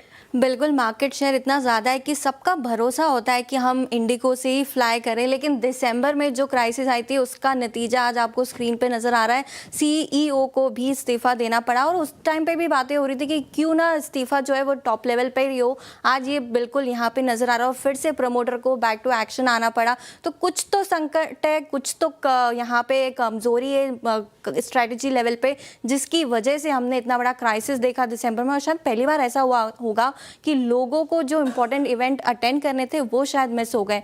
तो वो जो एक हाई लेवल बनाया था 6000 का 800 का, वो शायद अब डिफिकल्ट है। देखिए, मैं मान रही हूँ आपकी बात कि CEO का इस्तीफा हुआ है, लेकिन उसके बावजूद आज स्टॉक ने कोशिश की है। इनफैक्ट नुपुर ने बात की लीडरशिप चेंजेस की, तो जब भी लीडरशिप चेंज हुई है इंडिगो में काफ़ी स्मूथ चेंजेस हुए हैं। आज ब्रोकर्स की रिपोर्ट भी पढ़ रही थी, वही ये बता रहे हैं कि लंबी अवधि के लिए इंडिगो काफ़ी अच्छा हो सकता है। इनफैक्ट एक और चीज़, आपने कस्टमर्स की बात की नुपुर, कस्टमर हमेशा इंडिगो को प्रेफर करते हैं क्योंकि इनका लो कॉस्ट मॉडल है। अगर आप बाकियों से कंपेयर करें तो कम दाम में इंडिगो सफर कराती है। इनफैक्ट लेकिन एक बात है, कम पैसे देके मैंने टिकट करा ली होती दिसंबर में, तो अगर मेरा कोई इंपॉर्टेंट इवेंट मिस हो जाता तो मैं 25,000 देके भी जाती। तो हो सकता है फ्यूचर में कस्टमर ये सोचे, मुआवजा भी मिला उसके लिए वैसे नुपुर। लेकिन इवेंट तो मिस हो गया ना, लाइफ टाइम इवेंट भी हो सकता है। कितों की शादियों के रिसेप्शन मिस हुए, किसी का कुछ इवेंट था वो मिस हो गया। लेकिन हो सकता है कस्टमर अब ये सोचे कि चलो ठीक है 1,000-2,000 ज़्यादा देता हूँ और एयर इंडिया के पास चले जाता हूँ। तो कंपटीशन तो यहाँ पे आपको एयर इंडिया की तरफ से भी नजर आएगा और एयर इंडिया लगातार अपना एक्सपेंशन भी कर रही है। तो कस्टमर को जो लो कॉस्ट पसंद आती थी वो हो सकता है ज़्यादा देके अब आगे दूसरे एयरलाइन पसंद कर। आपकी बात ठीक है, मैं मानती हूँ, लेकिन कंपटीशन कहीं ना कहीं हेल्दी भी होता है। कंपटीशन मिला है तो और अपने आप को इम्प्रूव करेगी इंडिगो। और आप देखें एक और पॉजिटिव चीज़ इंडिगो के लिए, इसके पास लार्ज एयरक्राफ्ट बुक ऑर्डर है। एयरबस से सबसे ज़्यादा इसको ऑर्डर बुक मिले हैं, जो कि फ्यूचर में इसकी कैपेसिटी दिखाते हैं। साथ ही प्री सीट कॉस्ट अल्टीमेटली फिर जाके कम हो जाएगा नुपुर। लॉन्ग टर्म में ग्रोथ सपोर्ट मिलेगा तो घूम फिर कर लोग फिर इंडिगो की तरफ ही आएंगे, क्योंकि मार्केट शेयर इवेंचुअली मैं कह रही हूँ किसका ज़्यादा है। एयर इंडिया को अभी उतना 60-62% का मार्केट शेयर गेन करने में भी काफ़ी मशक्कत करनी पड़ेगी। बिल्कुल सही कहा आपने, लेकिन इंडिया में 3 और ऐसी एयरलाइन आ चुकी है जो मैच करती है इंडिगो के प्राइसेस को। हो सकता है नेक्स्ट फ्लाइट आप वही यूज़ करें, जैसे कि फ्लाई एक्सप्रेस जैसी कंपनीज है जो इनफैक्ट कम में आपको फ्लाई करवाती है, छोटी छोटी जगहों पे इनकी सर्विसेज होती है। और जिस हिसाब से अभी ग्लोबल पॉलिटिकल जियोपॉलिटिकल कंसर्न्स निकल कर आ रहे हैं, क्रूड के प्राइसेस में इम्पैक्ट है, ATF के प्राइसेस में इम्पैक्ट है, उसका ही असर कंपनी के फाइनेंशियल्स पे भी पड़ेगा। 30 से 35% एक कॉस्ट होती है, ATF इतना अकाउंट करता है। और जब इतना बड़ा अमाउंट इम्पैक्ट आता है कॉस्ट का, तो प्रॉफिटेबिलिटी पे भी इम्पैक्ट देखने को मिलता है। हो सकता है आगे चल के और भी रेगुलेशंस स्ट्रिक्ट हो, जो हमने देखा था उसका एक ऑलरेडी क्राइसिस हमने दिसंबर में देखा। तो डिफिकल्ट है, जो हाई लेवल जो एक बोलते हैं ना एक रिस्पेक्ट मिलती थी इंडिगो को इन्वेस्टर्स की और कस्टमर्स की, वहाँ पे थोड़ी एक बैकफुट तो नजर आ रहा है। ठीक है, मान लिया मैंने बात। देखिए कभी कभी आपने तो इजीली मान लिया आज मेरी बात। मानी इसलिए मैंने क्योंकि स्थिति थोड़ी सी खराब हुई है इंडिगो के लिए, लेकिन वो नियर टर्म इम्पैक्ट है। आज देखिए आपने बेयर चुना क्योंकि ऑफ हाई से ये फिसला है इंडिगो, और बहुत इजी हो जाता है इंडिगो जब ऐसे सारे तर्क हो, दलील हो आपके पास नेगेटिव, तो बेयर चुना। मैंने ऐसे भी हालात में बुल चुना है क्योंकि मैं देख रही हूँ लॉन्ग टर्म तस्वीर काफ़ी अच्छी हो सकती है इसकी, क्योंकि एविएशन सेक्टर ही अगर आप देखिए तो बूस्ट में है। लगातार संख्या बढ़ रही है कस्टमर्स की, फ्लाइट नंबर्स बढ़ रहे हैं। इनफैक्ट मैं अपनी पर्सनल एक्सपीरियंस बताऊँ तो मुझे 15 मार्च को ट्रैवल करना है वडोदरा, और मैंने जो ऑप्शंस देखे उसमें एयर इंडिया कहीं नहीं दिख रहा था मुझे, सिर्फ और सिर्फ इंटरग्लोब एविएशन इंडिगो के फ्लाइट्स दिख रहे थे, जो संख्या ज़्यादा है। इनफैक्ट तो आप ना चाहते हुए भी इंडिगो को ही चुनेंगे। तो ये जो संख्या है ये कहीं ना कहीं काफ़ी स्ट्रांग है। तो मुझे लगता है कि आगे चलकर ये बुल फेज में ही होगा। चलिए, बहुत बहुत शुक्रिया श्रेया और नुपुर। हर एयरपोर्ट पे खड़ी ही इंडिगो है तो करें क्या, है ना। बट बहुत अच्छी तरीके से अगर आप देखें, आपने इस चीज़ों को एक्सप्लेन किया। Yes, month of December was disasters for Indigo. हालांकि आज एक बहुत ही अप्रिय घटना घटी आज एयर इंडिया के साथ भी, और फुकेट पे जो एक विमान था एयर इंडिया का, उसका एक बड़ी हार्ड लैंडिंग हुई है। वो तस्वीर आएगी कुछ देर में, मैं आपको दिखाऊंगा। और इतनी हार्ड लैंडिंग थी, फ्रंट लैंडिंग गियर उसका टूट गया। फुकेट एयरपोर्ट काफ़ी देर से शट है। तो एक और अप्रिय घटना आज। हालांकि सभी यात्री सुरक्षित हैं उसमें, और ये इन्फेक्टिव में जाएगी। ये देखा आपकी स्क्रीन पे, ये फ्रंट लैंडिंग गियर है उस एयरक्राफ्ट का जिसकी आज एक हार्ड लैंडिंग हुई है फुकेट एयरपोर्ट पे। ऐसी लैंडिंग मतलब जिसमें रनवे खराब हो गया हो और रनवे को शट करना पड़ा हो, नहीं हुई है। खैर चलिए अब इस चर्चा से बाहर निकल के आते हैं। बट गौरांग, इंडिगो पे आपका टेक, और एक ये खबर आई कि इस्तीफा हो गया सीईओ, लेकिन आपको याद होगा सरकार ने भी ऐसा ही कहा था कि हमें नहीं चाहिए लीडरशिप किसी भारतीय एयरलाइन की, फॉरेन लीडरशिप। मेरे ख्याल से इस कंपनी ने एक समन्वय, एक तालमेल बिठाया है सरकार की व्यू के साथ। आपका टेक क्या है? पहली बात तो पीटर एल्बर्ट्स को तभी इस्तीफा दे देना था।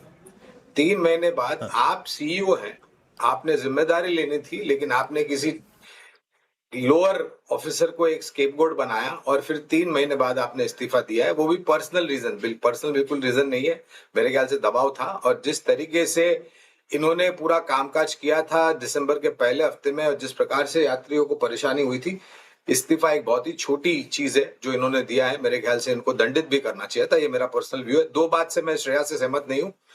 पहली बात तो मेरे ख्याल से श्रेया लो कॉस्ट कैरियर का नाम है खाली इंडिगो का। अगर आप टिकट्स के दाम देखेंगे तो कोई फर्क नहीं है, चाहे वो फुल फ्लेज सर्विस एयरक्राफ्ट हो या फिर लो कॉस्ट कैरियर जिसे आप बताते हैं इंडिगो, वो नहीं है। दाम बिल्कुल बराबर के हैं, हाल मुश्किल से कुछ फर्क होगा। और दूसरी राय है श्रेया को कि अगर आप बड़ौदा जा रहे हैं तो बंबई से वंदे भारत भी जाती है, लुफ्त लीजिए भारतीय रेल का और आनंद लीजिए ट्रेन की मुसाफरी का। आप आते हैं इंटरग्लोब एविएशन पर, तो बुनियादी तर्क के आधार पर खरीदारी की राय है। छोटी मध्यम अवधि में एयर स्पेस बंद होने के कारण यातायात उड़ानों की बिल्कुल नहीं के बराबर होती है वीरेंद्र, उसका खामियाजा भरना पड़ता है। दूसरी बात, एविएशन टर्बाइन फ्यूल ATF एक बहुत बड़ा मुद्दा होता है एयरलाइन कंपनियों के लिए। अगर हद से बाहर गया तो हम और आप जैसे उपभोक्ताओं को ही भरना पड़ता है, क्योंकि टिकट के दाम बढ़ा देते। बुनियादी तर्क के आधार पर अगर लंबी अवधि की आपके पहले तो खरीदे तो बने रहे, नहीं है तो ये गिरावट का लाभ उठा करके आप लंबी अवधि के लिए निवेश कर सकते हो। और मैं उम्मीद करता हूं कि एक अच्छे व्यक्ति का चयन होगा CEO के रूप में, जो शायद काया पलट कर सकते हैं इंटरग्लोब एविएशन की। ओके, तो ये बात हो गई इंटरग्लोब एविएशन पे। गौरांग जी, आपने तो मुझसे डिबेट शुरू कर लिया। खैर वैसे लो कॉस्ट मॉडल अब आप ये बताएं गौरांग जी कि जब प्लेयर्स इतने कम हो और चुनना हो इंटरग्लोब एविएशन, चाहे 2-3 हज़ार का ही क्यों ना बचत हो, तो क्यों ना चुने इंटरग्लोब एविएशन? स्पाइस जेट तो 23-24 हज़ार में पहुंचाती है। नहीं, वो बात सही है। और शायद ऑन टाइम जो सर्विस है इंटरग्लोब की, इंडिगो की, वो सबसे बेहतरीन है, उससे मैं बिल्कुल सहमत हूँ। लेकिन मैं मानता हूँ कि दाम उतने फर्क नहीं है अगर आप ज्यादातर रूट्स पे देखेंगे। बिल्कुल, काफ़ी महंगी पड़ती है फ्लाइट्स, नो डाउट। चलिए बात होगी इंटरग्लोब एविएशन की। अब 4 का चौका का वक्त हो रहा है, शुरुआत कर लेते हैं इसके। 4 का चौका का अगर मैं सीक्वेंस बताऊं आपको, तो सस्ता ऑप्शन लेंगे हम मानस से, फिर FNO सुपरस्टार के लिए हम चलेंगे, किन के पास चलेंगे हम? FNO सुपरस्टार के चंदन तापड़िया जी के पास चलेंगे। और साथ ही चार्ट का चमत्कार जो तीसरे नंबर पर आता है, वो चलेंगे हम गाबा सर के पास, और गारंग जी से लेंगे मिड कैप फंडा। बताइए सस्ता ऑप्शन मानस जी क्या पिक कर रहे हैं? तो देखिए, भारत फोर्स पे मेरा ध्यान है, जहां पर स्टॉक ने एक बहुत ही अहम प्राइस सपोर्ट जो कि 1812 था, उसको ब्रेक किया है। 20 डे मूविंग एवरेज के आसपास ट्रेड कर रहा है। लोअर टॉप लोअर बॉटम का कंफर्मेशन है, तो 20 डे मूविंग एवरेज के नीचे फिसल सकता है। तो भारत फोर्स के ऑप्शन में, पुट ऑप्शन में खरीदारी करेंगे। 1800 वाला पुट ऑप्शन 62 रुपीज पे ट्रेड हो रहा है, उसमें आपको 49 के स्टॉप लॉस से खरीदारी करने की राय रहेगी, और 95 रुपीज तक के टारगेट पॉसिबल है इस ऑप्शन में। ओके, भारत फौज के 1800 की पुट। इसके बाद पिक करते हैं FNO सुपरस्टार चंदन जी से। चंदन, क्या पिक कर रहे हैं आप? बिल्कुल, मेरी बिकवाली की सलाह रहेगी उनो मिंडा में। यहाँ पे स्ट्रक्चर थोड़े से बिगड़े हैं, 3-4 दिन के बॉटम के बाद रिकवरी हुई, बट वापस सेल ऑफ देखने को मिला है। तो उनो मिंडा पे बिकवाली की सलाह रहेगी। मौजूदा लेवल से देखिए तो 1108 के आसपास का हर्डल रहेगा, नीचे में 1050 के टारगेट के लिए। ओके, FNO सुपरस्टार में चंदन जी की पिक हो गई। गाबा सर, चार्ट का चमत्कार के लिए क्या चुन रहे हैं? शॉर्ट, और वो है Axis bank, weak structure, exhaustion. Trade कर रहा है 1261 पर एक्सिस बैंक। मेरे ख्याल से स्टॉप लगाना चाहिए 1270 का, 9 रुपए का, और छोड़ देना चाहिए। First target 1250। नेक्स्ट कल और भी लोअर लेवल देख सकते हैं एक्सिस बैंक में। It's more of an exhaustion.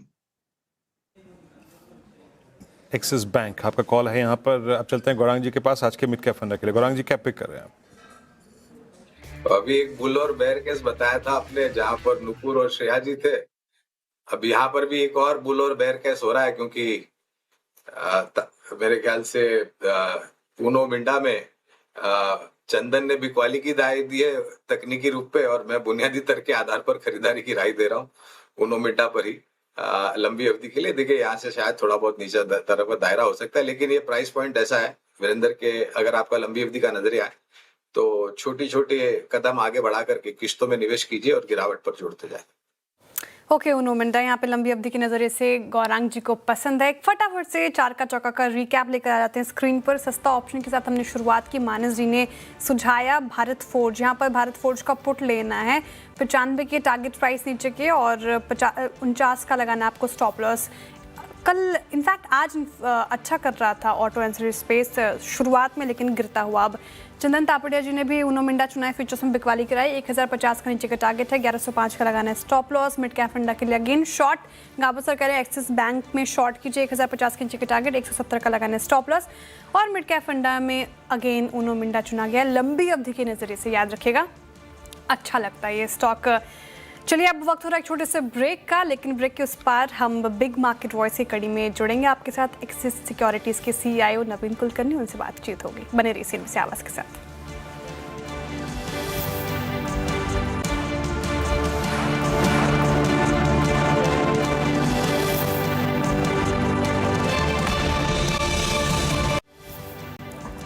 Break के बाद कार्यक्रम में फिर आप सभी का स्वागत है। अब बिग मार्केट वॉइसेस की कड़ी में नवीन जी से चर्चा शुरू करते हैं। मीनवाइल निफ्टी 23908, अगर आप कंपेयर करें डे हाई से, हम 400 पॉइंट नीचे हैं। यानी अगर आप टेक्निकली देखें तो सोमवार जब गैप डाउन हुआ था 700 पॉइंट का, उसके वनस्पत आज का दिन ज़्यादा भयभीत करने वाला रहा है। ज़्यादा प्राइस डैमेज आज हुआ है उस कैंडल के बजाय। नवीन जी नमस्कार, कार्यक्रम में स्वागत है। मैं भूमिका बांध रहा था अपने पहले प्रश्न की, और हम इस दौर की सबसे लोवेस्ट ट्रैजेक्टरी पे, चार्ट्स डिस्टर्ब हैं, ह्यूज एफआई सेलिंग, क्रूड थोड़ा सा कंट्रोल हुआ, उसके बावजूद बाजार का ये रिएक्शन। और आज आप देखिए नवीन जी, जिस प्रकार से ग्लोबल मार्केट्स का सेटअप था, हम पार्टिसिपेट ठीक ठाक कर सकते थे, बावजूद इसके नो रिएक्शन एट ऑल। क्या दिखाई दे रहा है, क्या डिफरेंशियल इंडियन मार्केट्स में इस वक्त, जो हम ग्लोबल सेटअप में भी पार्टिसिपेट नहीं कर पा रहे हैं, क्रूड के रिवर्सल में भी हम रिएक्ट नहीं कर पा रहे हैं? जहाँ तक क्रूड रिवर्सल का सवाल है, अभी भी क्रूड का जो लेवल है वो कोई बहुत ज्यादा कंफर्टेबल लेवल नहीं है। दूसरा जो चैलेंज आ रहा है वो डोमेस्टिक मार्केट में, वो ये चीज का आ रहा है कि गैस सप्लाई शॉर्टेजेस के इशू का न्यूज फ्लो काफी बढ़ रहा है। तो ये दो चैलेंजेस आ रहे हैं, जिसके वजह से मुझे ये लग रहा है कि अभी सिचुएशन पूरी तरह से क्लियर नहीं हो रहा है एंड रिस्क लोगों को ज्यादा दिख रहा है। तो उसकी वजह से इन जनरल इंडिया थोड़ा सा प्रेफर्ड डेस्टिनेशन नहीं रहा है फॉर इन्वेस्टमेंट लास्ट 1 साल में। तो ये थोड़ा सा एक्सेंचुएट हुआ है। तो अभी इंडिया पार्टिसिपेट नहीं कर रहा है, ये कोई नई स्टोरी नहीं है लास्ट 1 साल में। ये साल थोड़ा सा इंप्रूव हो रहा था और अभी वापस थोड़ा सा सेटबैक मिला है, बिकॉज इंडिया का exposure with regards to crude और इन्फ्लेशन ज्यादा है, तो उसकी वजह से थोड़े से चैलेंजेस दिख रहे हैं। लेकिन on the other side valuations जो है काफी रीजनेबल हो चुके हैं। इसके अलावा जो मैन्युफैक्चरिंग सेक्टर है वहां पे ये साल ज्यादातर अच्छा रहेगा लग रहा है, क्योंकि जो ट्रेड डील के जो चैलेंजेस थे वो पीछे हो गए। तो ओवरऑल मार्केट सेटअप ठीक है। जो ग्लोबल चैलेंजेस है उसके वजह से थोड़ा सा मार्केट में पैनिक सिचुएशन है। नवीन जी गुड आफ्टरनून। एक चैलेंज ठीक नहीं होता, दूसरा चैलेंज आ जाता है मार्केट में। काफ़ी अभी तो चिंताजनक स्थिति है, लेकिन जिस तरीके से स्ट्रॉन्ग पॉकेट्स गिरे हैं आज, बैंक्स तो गिरे ही, पीएसयू बैंक्स जो लगातार आउट परफॉर्म कर रहे थे वहाँ पे बिकवाली हावी हुई है। ऑटो देख लें आप, ऑटो में 3% ज़्यादा का डेंट। तो अभी ऑटो पर क्या व्यू बन रहा है नवीन जी आपका? इस गिरावट में खरीदारी की राय है क्या? जहाँ तक ऑटो सेक्टर का सवाल है, अगर हम देखेंगे तो लास्ट ईयर ऑटो सेक्टर के लिए काफी अच्छा रहा था, और उसके बाद जो करेक्शन आया है लास्ट 1 महीने में वो काफी स्ट्रॉन्ग करेक्शन आया है, बिकॉज ऑफ क्रूड प्राइस बोल लीजिए या आगे जाके डिमांड डिस्ट्रक्शन के चैलेंजेस बोल लीजिए, बहुत सारे रीजंस हो सकते हैं उसके। लेकिन मुझे लगता है कि जो जो चैलेंजेस है ये शॉर्ट टर्म है, और इसके अलावा जो इंडियन ऑटो सेक्टर है वो बहुत ही स्ट्रॉन्ग परफॉर्मेंस दे रहा है। मुझे लग रहा है कि ये परफॉर्मेंस में भी 1-2 महीने के लिए थोड़ा सा वीक रहे, बट ओवरऑल जो स्ट्रक्चरल जो स्टोरी है ऑटो सेक्टर का बहुत स्ट्रांग है। जो वैल्यूएशन में जो गिरावट आई है वो मुझे लग रहा है कि उसकी वजह से कंफर्ट काफी ज्यादा बढ़ गया है। अगर हम कोई भी लार्ज कैप मेजर्स की बात करें, मारुति की बात करें, महिंद्रा की बात करें, तो वैल्यूएशन कंफर्ट काफी ज्यादा बढ़ चुका है। सो यहाँ से मुझे लग रहा है कि एलोकेशन ऑटो सेक्टर को करते हैं, वेदर ओईएम्स या ऑटो एंसिलरी, मुझे लग रहा है कि रिटर्न्स काफी अच्छे बनेंगे। अच्छा नवीन जी, अभी बाजार ऐसे भयभीत और कोलैप्सिंग मोड में भी कुछ थीम्स पे बखूबी चल रहा है। जिस प्रकार का टेम्परेचर है इस वक्त नॉर्थ इंडिया में, सेंट्रल इंडिया में, इवन मैं कुछ देर पहले आशीष बता रहा था कि मुंबई में 40 डिग्री टेम्परेचर, एक जगह 42 भी जा चुका है। आज आप देखिए सारे के सारे वाइट गुड पावर स्टॉक्स इस थीम पे चल रहे हैं। आप लोग पार्टिसिपेट कर रहे हैं इस थीम पे? क्लाइंट्स को क्या राय दी गई है? जहाँ तक देखिए, आप जो बात कर रहे हो समर पोर्टफोलियो की बात कर रहे हो, तो समर पोर्टफोलियो में इंटरेस्ट तो काफी ज्यादा है ही। समर पोर्टफोलियो में लास्ट एक मंथ से अगर हम देखेंगे तो इंटरेस्ट रहा है और वहाँ पे अलोकेशन भी बढ़ रहा है। तो ये ऑब्वियसली ये क्वार्टर मुझे जो एक तो ये था कि अगर एयर कंडीशनिंग का अगर हम ओवरऑल इन्वेंट्री देखिए, इन्वेंट्री थोड़ा सा बढ़ गया था सिस्टम में, वो इन्वेंट्री मुझे लग रहा है कि अभी काफी नियंत्रण में आ चुका है। और जो हाई टेम्परेचर चल रहा है जिसकी वजह से मुझे लग रहा है कि ये समर काफी अच्छा जाएगा, स्पेशली फॉर एयर कंडीशनर्स और एयर कंडीशनर मैन्युफैक्चरर्स। तो वो सेक्टर जो है वो काफी ठीक करेगा। इसके अलावा जो है वो मुझे लग रहा है कि pipe sector, specially PVC pipe, और जहाँ पे कंपनीज के पास जो स्ट्रॉन्ग बैलेंस शीट है वो कंपनीज भी काफी स्ट्रॉन्ग परफॉर्मेंस देंगे। तो मार्केट में नए नए थीम्स इमर्ज हो रहे हैं। अगर हम पाइप की बात करें तो वहाँ पे थीम बन रहा है, समर पोर्टफोलियो की बात करें वहाँ पे थीम बन रहा है, पावर सेक्टर में थीम बन रहा है, राइट। तो वाइड वैरायटी ऑफ ऑप्शंस है मार्केट में जहाँ पे थीम बन रहा है। और अलोकेशन वहाँ पे टैक्टिकल अलोकेशन मुझे लग रहा है कि प्ले आउट होगा। ओके, तो फिलहाल ये व्यू हो गया आपका। लेकिन नवीन जी, एम्फी डेटा कल आया और मैं देख रही थी SIP month on month basis थोड़ी घटी है।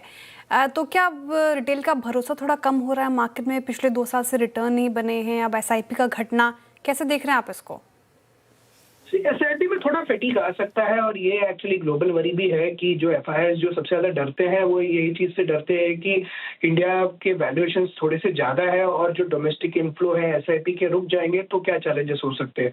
लेकिन हमारा ऑब्जर्वेशन यही है कि इंडिया का अभी भी अलोकेशन इक्विटी मार्केट्स में कम है, और इक्विटी मार्केट्स में जो रिटर्न बने हैं और टैक्स एफिशिएंसी जो इक्विटी मार्केट्स प्रोवाइड करती है वो बहुत ही कम ऑप्शंस कोई और मार्केट में अवेलेबल है। तो उस हिसाब से मुझे ये लग रहा है कि आगे जाके एसआईपी की जो परसिस्टेंस है वो बनी रहेगी, और अलोकेशन में भी थोड़ा सा शॉर्ट टर्म में थोड़े से चैलेंजेस है, बट लग रहा है कि next 12 to 24 months wide range of broader market के लिए अच्छा होगा, और एसआईपी का अलोकेशन मुझे लग रहा है कि ओवरऑल बढ़ने की संभावना ज्यादा है नेक्स्ट 12 to 24 मंथ्स में जाके कम होने की। ओके, बहुत शुक्रिया नवीन जी आज हमारे साथ जुड़ने के लिए, तमाम सवालों के जवाब देने के लिए और आपके वक्त के लिए शुक्रिया। चलिए अब आगे बढ़ते हैं और निफ्टी लेकर आइए स्क्रीन पर काफ़ी प्रेशर में, और ये सेशन काफ़ी ख़राब रहा है। 23,878 के लेवल पर 700 का स्तर वीरेंद्र जी डिस्कस कर रहे थे, वो ज़्यादा दूर नहीं है। अब क्या अप्रोच करें जब बैंक निफ्टी करीब आप देखिए 1100 अंकों की गिरावट के साथ क्लोज होने की तैयारी कर रहा हो, निफ्टी 400 अंक की गिरावट के साथ तैयारी कर रहा हो बंद होने की, तो अप्रोच क्या होगी? शॉर्ट कैरी करना है या फिर अभी भी जो कमाया है शॉर्ट साइड में तो यहाँ पर बुक करें, फिर कल एक फ्रेश अप्रोच होगी क्योंकि कल का एक्सपायरी दिन भी है, तो क्या किया जाए?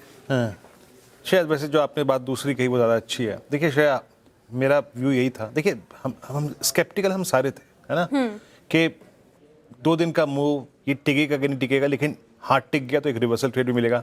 बाय ऑन डिप सिर्फ बेस मंथ था श्रेया, और मैंने क्लियरली लिखा है लास्ट लाइन में कि the moment you will breach 24044, जहां आपने 24,044 तोड़ा, देखिए कॉन्फिडेंस क्या था हमारा, चाहे वो परसों का क्लोज था, इंटरडे हाई, कल का लो था, वो था 100 फेमा।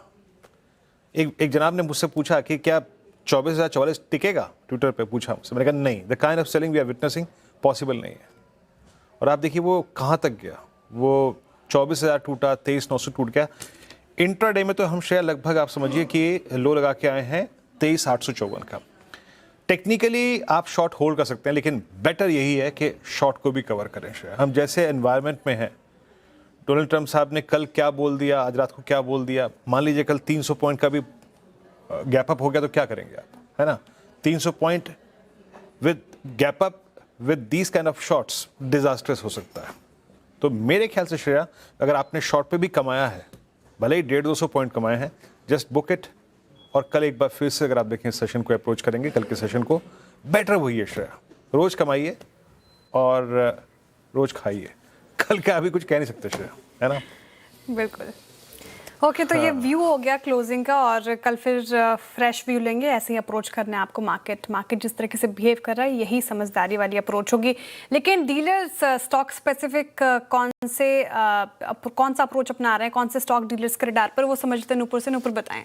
बिल्कुल, आपको वहाँ पर भी बिकवाली नज़र आ रही है। डीलिंग के डेस्क पे देखें तो वहाँ पे HNI स्पेसिफिकली जो है उनकी तरफ से कॉशियस अप्रोच मार्केट में नज़र आ रहा है, और उनका अभी फ़िलहाल बाइंग की तरफ तो कोई मूड माहौल बनता हुआ नहीं दिख रहा है। मार्केट में जितने भी ऊपर नीचे के चढ़ाव आते हुए नज़र आ रहे हैं, उसकी वजह से मार्केट में सुधार का इंतज़ार जो है वो HNI की तरफ से आते हुए नज़र आ रहा है। तो बाइंग की कैटेगरी में आपको इतना कुछ खास नज़र नहीं आएगा।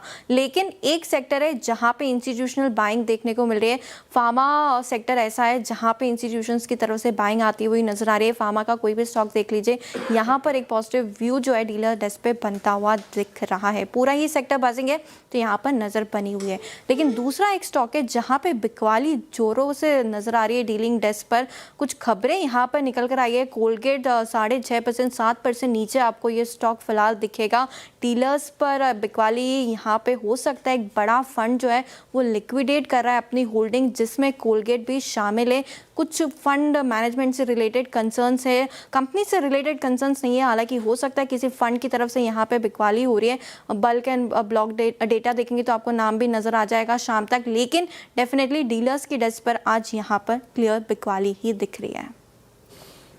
फियर बिकवाली। और नुपुर, बहुत बहुत शुक्रिया डीलर्स के क्या इस पर सोच है उसको रिफ्लेक्ट करने बताने के लिए। मीनवाइल एक बार जो कोलगेट का जिक्र किया ना, यहाँ पर नुपुर ने, कोलगेट के लिए डिजास्टर्स डे, मेरे ख्याल से इस प्रकार की कैंडल निकट अगर आप देखें तो समय काल में मैंने कभी देखी नहीं, कभी नहीं देखी। 2050 लीड किया इसने, अगर आप देखें आज के इस सेल ऑफ को। और आप देखिए ना इस स्पेस में, look at Bajaj finance, TVS, axis bank, SRF। आज देखने लायक होगा श्रेया, मतलब क्या है सेल फिगर। आई मीन इतनी ओवरसोल्ड ट्रेजेक्ट्री में भी, मैं जस्ट श्रेया आपके सामने एग्जांपल रखता हूँ, देखिएगा।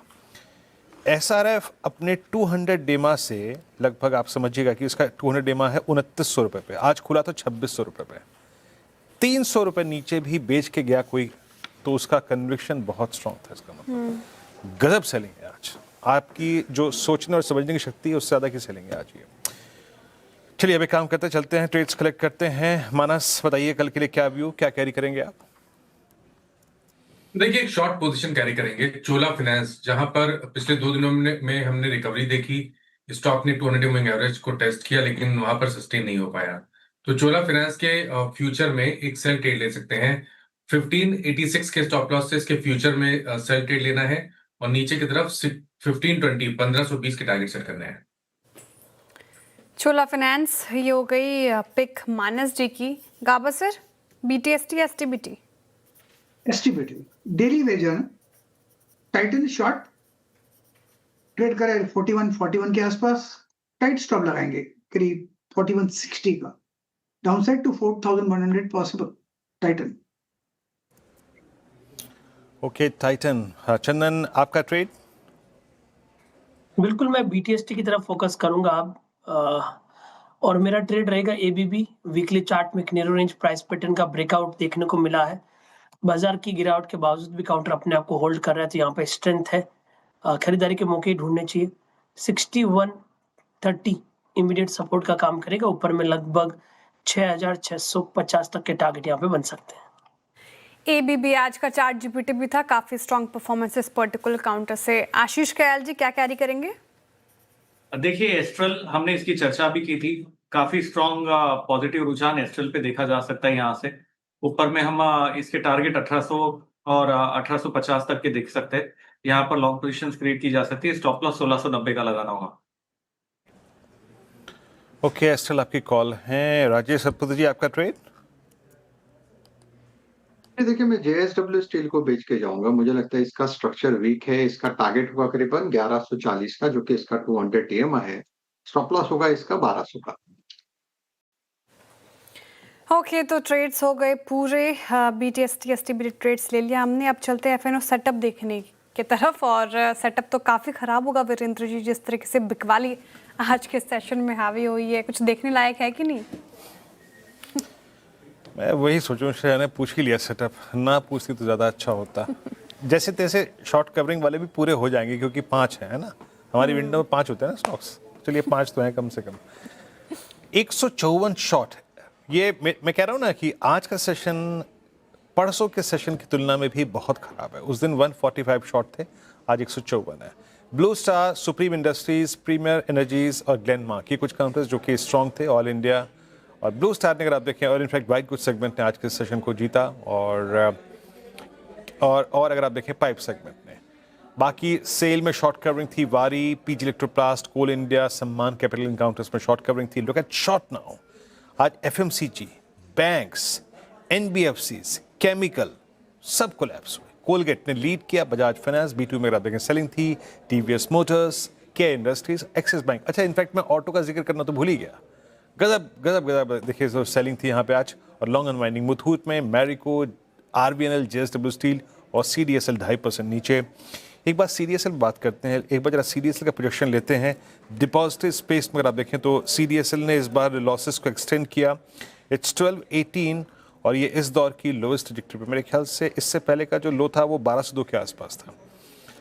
आशीष, कहाँ जा रहा है CDSL? अगर ये मेरे ख्याल से सिर्फ फरवरी और मार्च के राउंडिंग टॉप की बात की जाए तो 1200 के नीचे क्या प्रोजेक्शन है इसका? देखिए ओवरऑल रुझान वीरू CDSL का बेरिश ही लग रहा है। यहाँ पर ये स्टॉक ने कल के दिन में एक अच्छा गैप अप दिया था, लेकिन आज पूरा कैंडल उसको एंगल्फ कर दिया, एक बेरिश एंगल्फिंग पैटर्न भी बना है।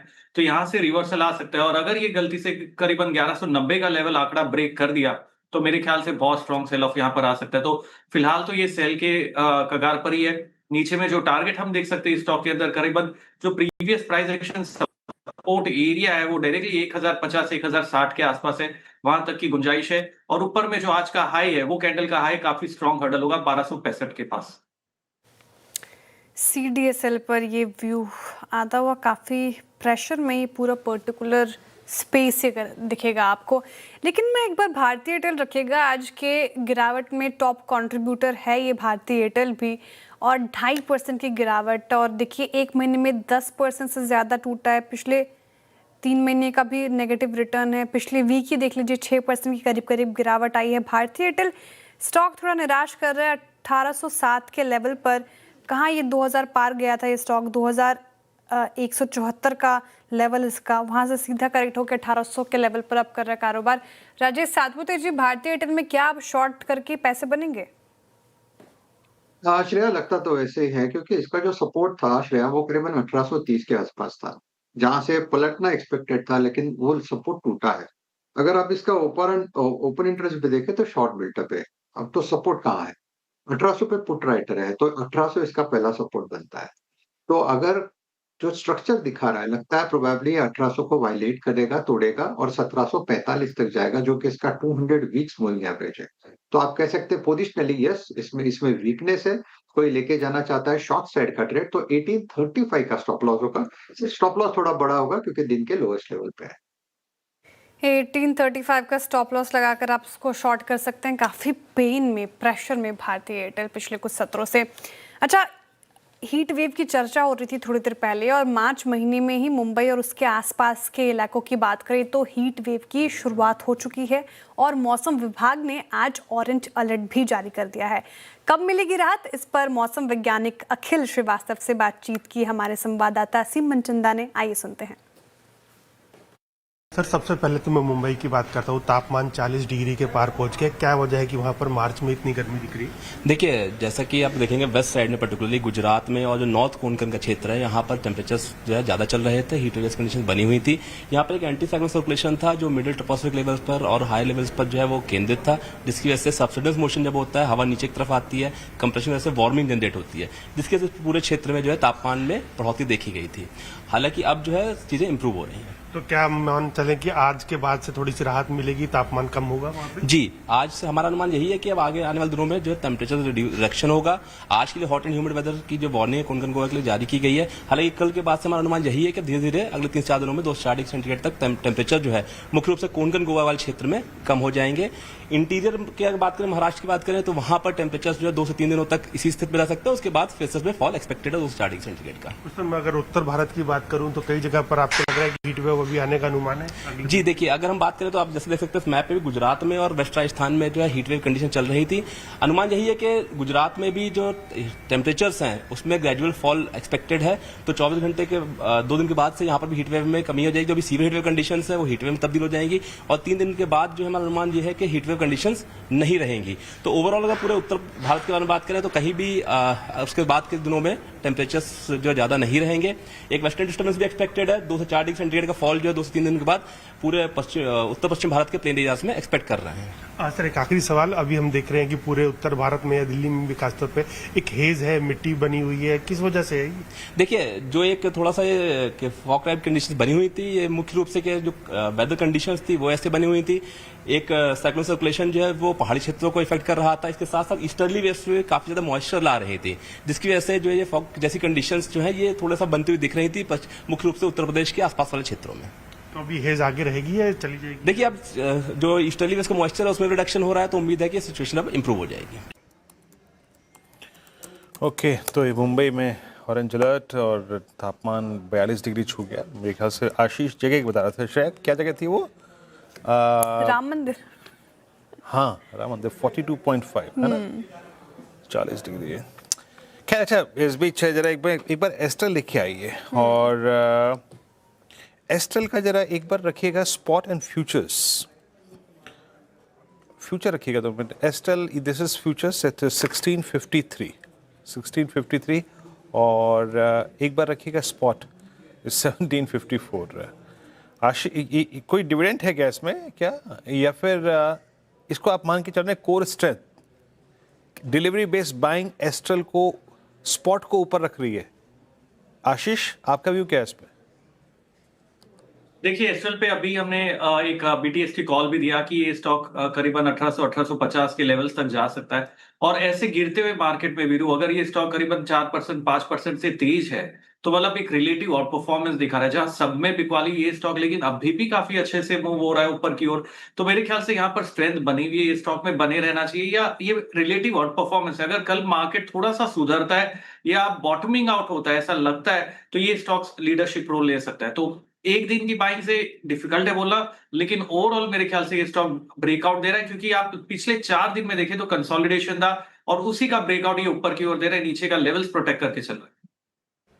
मेरे को लगता है जो सेकंड थॉट था ना, क्योंकि क्या होता है कि भी एक सेकंड में आपको एक और चीज़ बताता हूँ। यहाँ पर जरा मैं अपने वॉल्यूम्स को लोड कर लूँ, यहाँ पे वॉल्यूम्स, और वॉल्यूम्स में एक सेकेंड, यस, इसके आज के वॉल्यूम्स जो हैं वो 21 नवंबर 25 के बाद के सबसे स्ट्रॉन्गेस्ट वॉल्यूम है।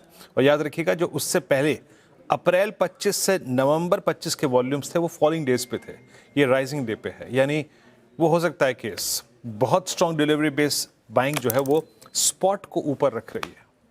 ये स्पॉट बहुत स्ट्रॉन्ग है, इसका एक सूचक होता है। श्रेया,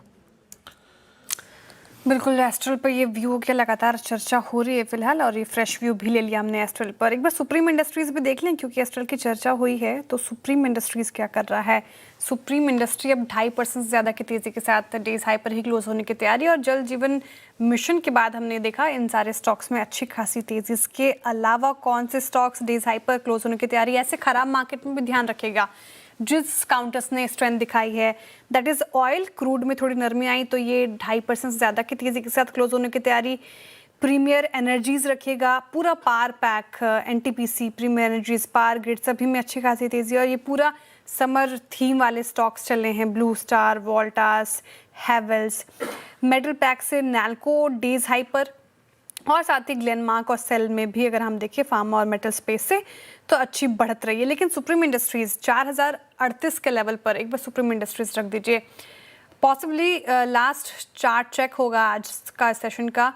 और गाबसर, आप बताइए, सुप्रीम इंडस्ट्रीज 3% आप खबरों के मुताबिक तो चलाइए, क्या कैरी कर सकते हैं आप? बिल्कुल करने लायक है, कैरी करने लायक है। ट्रेड कर रहा है 4051 पर, स्टॉप लगाएंगे 4025 पर, करीब 26 रुपए का। टारगेट नियरेस्ट 4100, 4200 भी पॉसिबल है आते दिनों में। Yes, it's up supreme industries. Supreme industries आप है, काफ़ी अच्छा मोमेंटम। एक बार लेकर आइए स्विगी और एटर्नल, दोनों रखिएगा काउंटर स्क्रीन पर। और एटर्नल में जब भी तेज़ी बनी है वो कभी नहीं टिकी है। स्विगी आज देखिए डेज हाई से फिर फिसला 3.5% के करीब। एटर्नल 1.5% फिर नीचे, कहाँ 300 समथिंग गया था, ये पार हुआ था, अब 223 के लेवल पर आ गया है।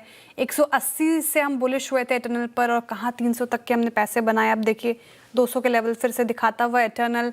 और जब से इसके CEO ने इस्तीफा दिया है, दीपेंद्र गोयल जी ने, तब से एक और प्रेशर बिल्ड होता हुआ, कहीं ना कहीं नेगेटिव होता हुआ एटर्नल के लिए।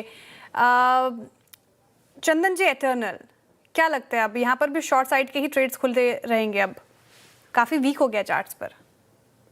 बिल्कुल, देखिए स्ट्रक्चर वीक ही है, लोअर टॉप लोअर बॉटम का सीक्वेंस इंटेक्ट है, किसी भी लेवल पर रिकवरी नहीं आती है। एक दिन रिकवरी आती है बट अगले दिन फॉलो अप नहीं आता है। और सबसे बड़ी बात कि मार्केट का स्ट्रक्चर नहीं सुधर रहा है। इनफैक्ट आई थिंक ये इटर्नल का लगभग 20वां दिन हुआ है जब हर दिन ये काउंटर प्रीवियस डे से नेगेटिव बंद हुआ है, एक दिन बीच में छोड़ के। तो भले ओवरसोल्ड हुआ है बट स्ट्रक्चर नहीं बदला है। मेरा मानना है कि जब तक 233 235 का लेवल नहीं निकलता है तब तक काउंटर को संभाल पाना थोड़ा टफ रहेगा। फंडामेंटल लॉन्ग टर्म भले अच्छा हो बट टेक्निकल सेटअप वीक है, तो वीकनेस को ही प्ले करना चाहिए। वीकनेस ही प्ले करेंगे। अब क्लोजिंग तरफ बढ़ रहे हैं, मात्र 1.5 मिनट रह गए हैं। काफ़ी ख़राब क्लोजिंग, मार्च के महीने की सबसे ख़राब क्लोजिंग आज की सेशन की। 400 अंकों से ज़्यादा की गिरावट। अब वीरेंद्र जी हम निफ्टी पर और 1300 का अंकों का गिरावट करीब हम बैंक निफ्टी पर लेकर जा रहे हैं। ब्रेथ भी जो अच्छी थी वो गवाती हुई और ख़राब स्थिति। क्लोजिंग आपके लिए कैसी रहेगी बताइए? बुध का दिन है, शुभ मन है यहाँ पर, है ना। बहुत ही ख़राब क्लोजिंग, बहुत ही ख़राब क्लोजिंग। 55,660 अगर आप देखें तो, और निफ्टी आपके स्क्रीन पे 23842 डेरो की ट्रैजेक्टरी में नो पुल बैक व्हाट्सएवर। जिसे कहते हैं ना, पूरे दिन में एक बार भी, एक क्षण भी अगर आप देखें पुल बैक नहीं आया। जहां कोलैप्स होते गए। ब्रेथ काफ़ी ख़राब थी। और याद रखिएगा आज आप स्टॉक फ्यूचर्स को देखिए ना, सुबह तक जो ब्रेथ ठीक थी ना, वो ऐसी कोलैप्स हुई कि पूछे मत। और more than that collapse, stocks अपनी ओवरसोल्ड ट्रैजेक्टरी में भी कोलैप्स हो रहे हैं। इतने बड़े डाउन स्विंग दे रहे हैं। निफ्टी बैंक 13.25 नीचे, IT इंडेक्स 1.25% नीचे, mid caps towards close collapse हुए लगभग 1.25% नीचे। स्मॉल कैप अगर आप देखें तो लगभग 0.5% नीचे। सेक्टर इंडिसेस रखिएगा जरा, वहाँ पे एक बार रुझान लेते हैं क्योंकि निफ्टी के ग्रिड को देखने की जरूरत नहीं है आज। सीधे देखते हैं कि प्राइस डैमेज कहाँ पे हुआ। एनर्जी स्पेस स्ट्रॉन्ग था आज, ऑयल गैस स्पेस स्थिर रहा। मैं स्ट्रॉन्ग शब्द का इस्तेमाल कर रहा हूँ क्योंकि बाजार ही ऐसा है। बाकी फार्मा में अगर आप देखें थोड़ी बहुत बाइंग विजिबल थी। Bank Nifty, financials, PSU bank, defence space, capital market theme, Nifty metal, FMCG का कोलैप्स आज बहुत बड़ा था, 1.25% नीचे। और साथ ही साथ एक निफ्टी ऑटो, ये एक और फ्रेश धड़ा जहाँ कमजोर पड़ा। निफ्टी शट आपकी स्क्रीन पे इट्स 23850 और 23850 का मतलब ये है श्रेया कि आप बताता हूँ मैं आपको, मेरे ख्याल से 17 अप्रैल 25 के बाद 17 अप्रैल 25 के बाद अब तक के आप सबसे लोवेस्ट ट्रैजेक्टरी में क्लोज हुए। और कल और परसों का पुल बैक बता रहा था कि शायद हम वीकली पर उस 100 बीमा को डिफेंड करें, पर आज की कैंडल ने, आज की सेलिंग ने उस पूरी की पूरी अपेक्षा, उम्मीदों को जो है वो दरकिनार कर दिया। तो बैड क्लोज, खराब क्लोज बुधवार के सेशन का। अब थर्सडे और फ्राइडे का सेशन कैसा रहता है वो देखने वाली बात होगी। थर्सडे तो एक्सपायरी का दिन भी है। अब मार्केट की ओपनिंग थर्सडे को कैसी होती है सब समझेंगे। मॉर्निंग पैनल में हमारे साथ फिर से जुड़ेगा कल। फिलहाल इस शो से इतना ही, दीजिए इजाज़त और देखते रहिए CNBC आवाज़। नमस्कार।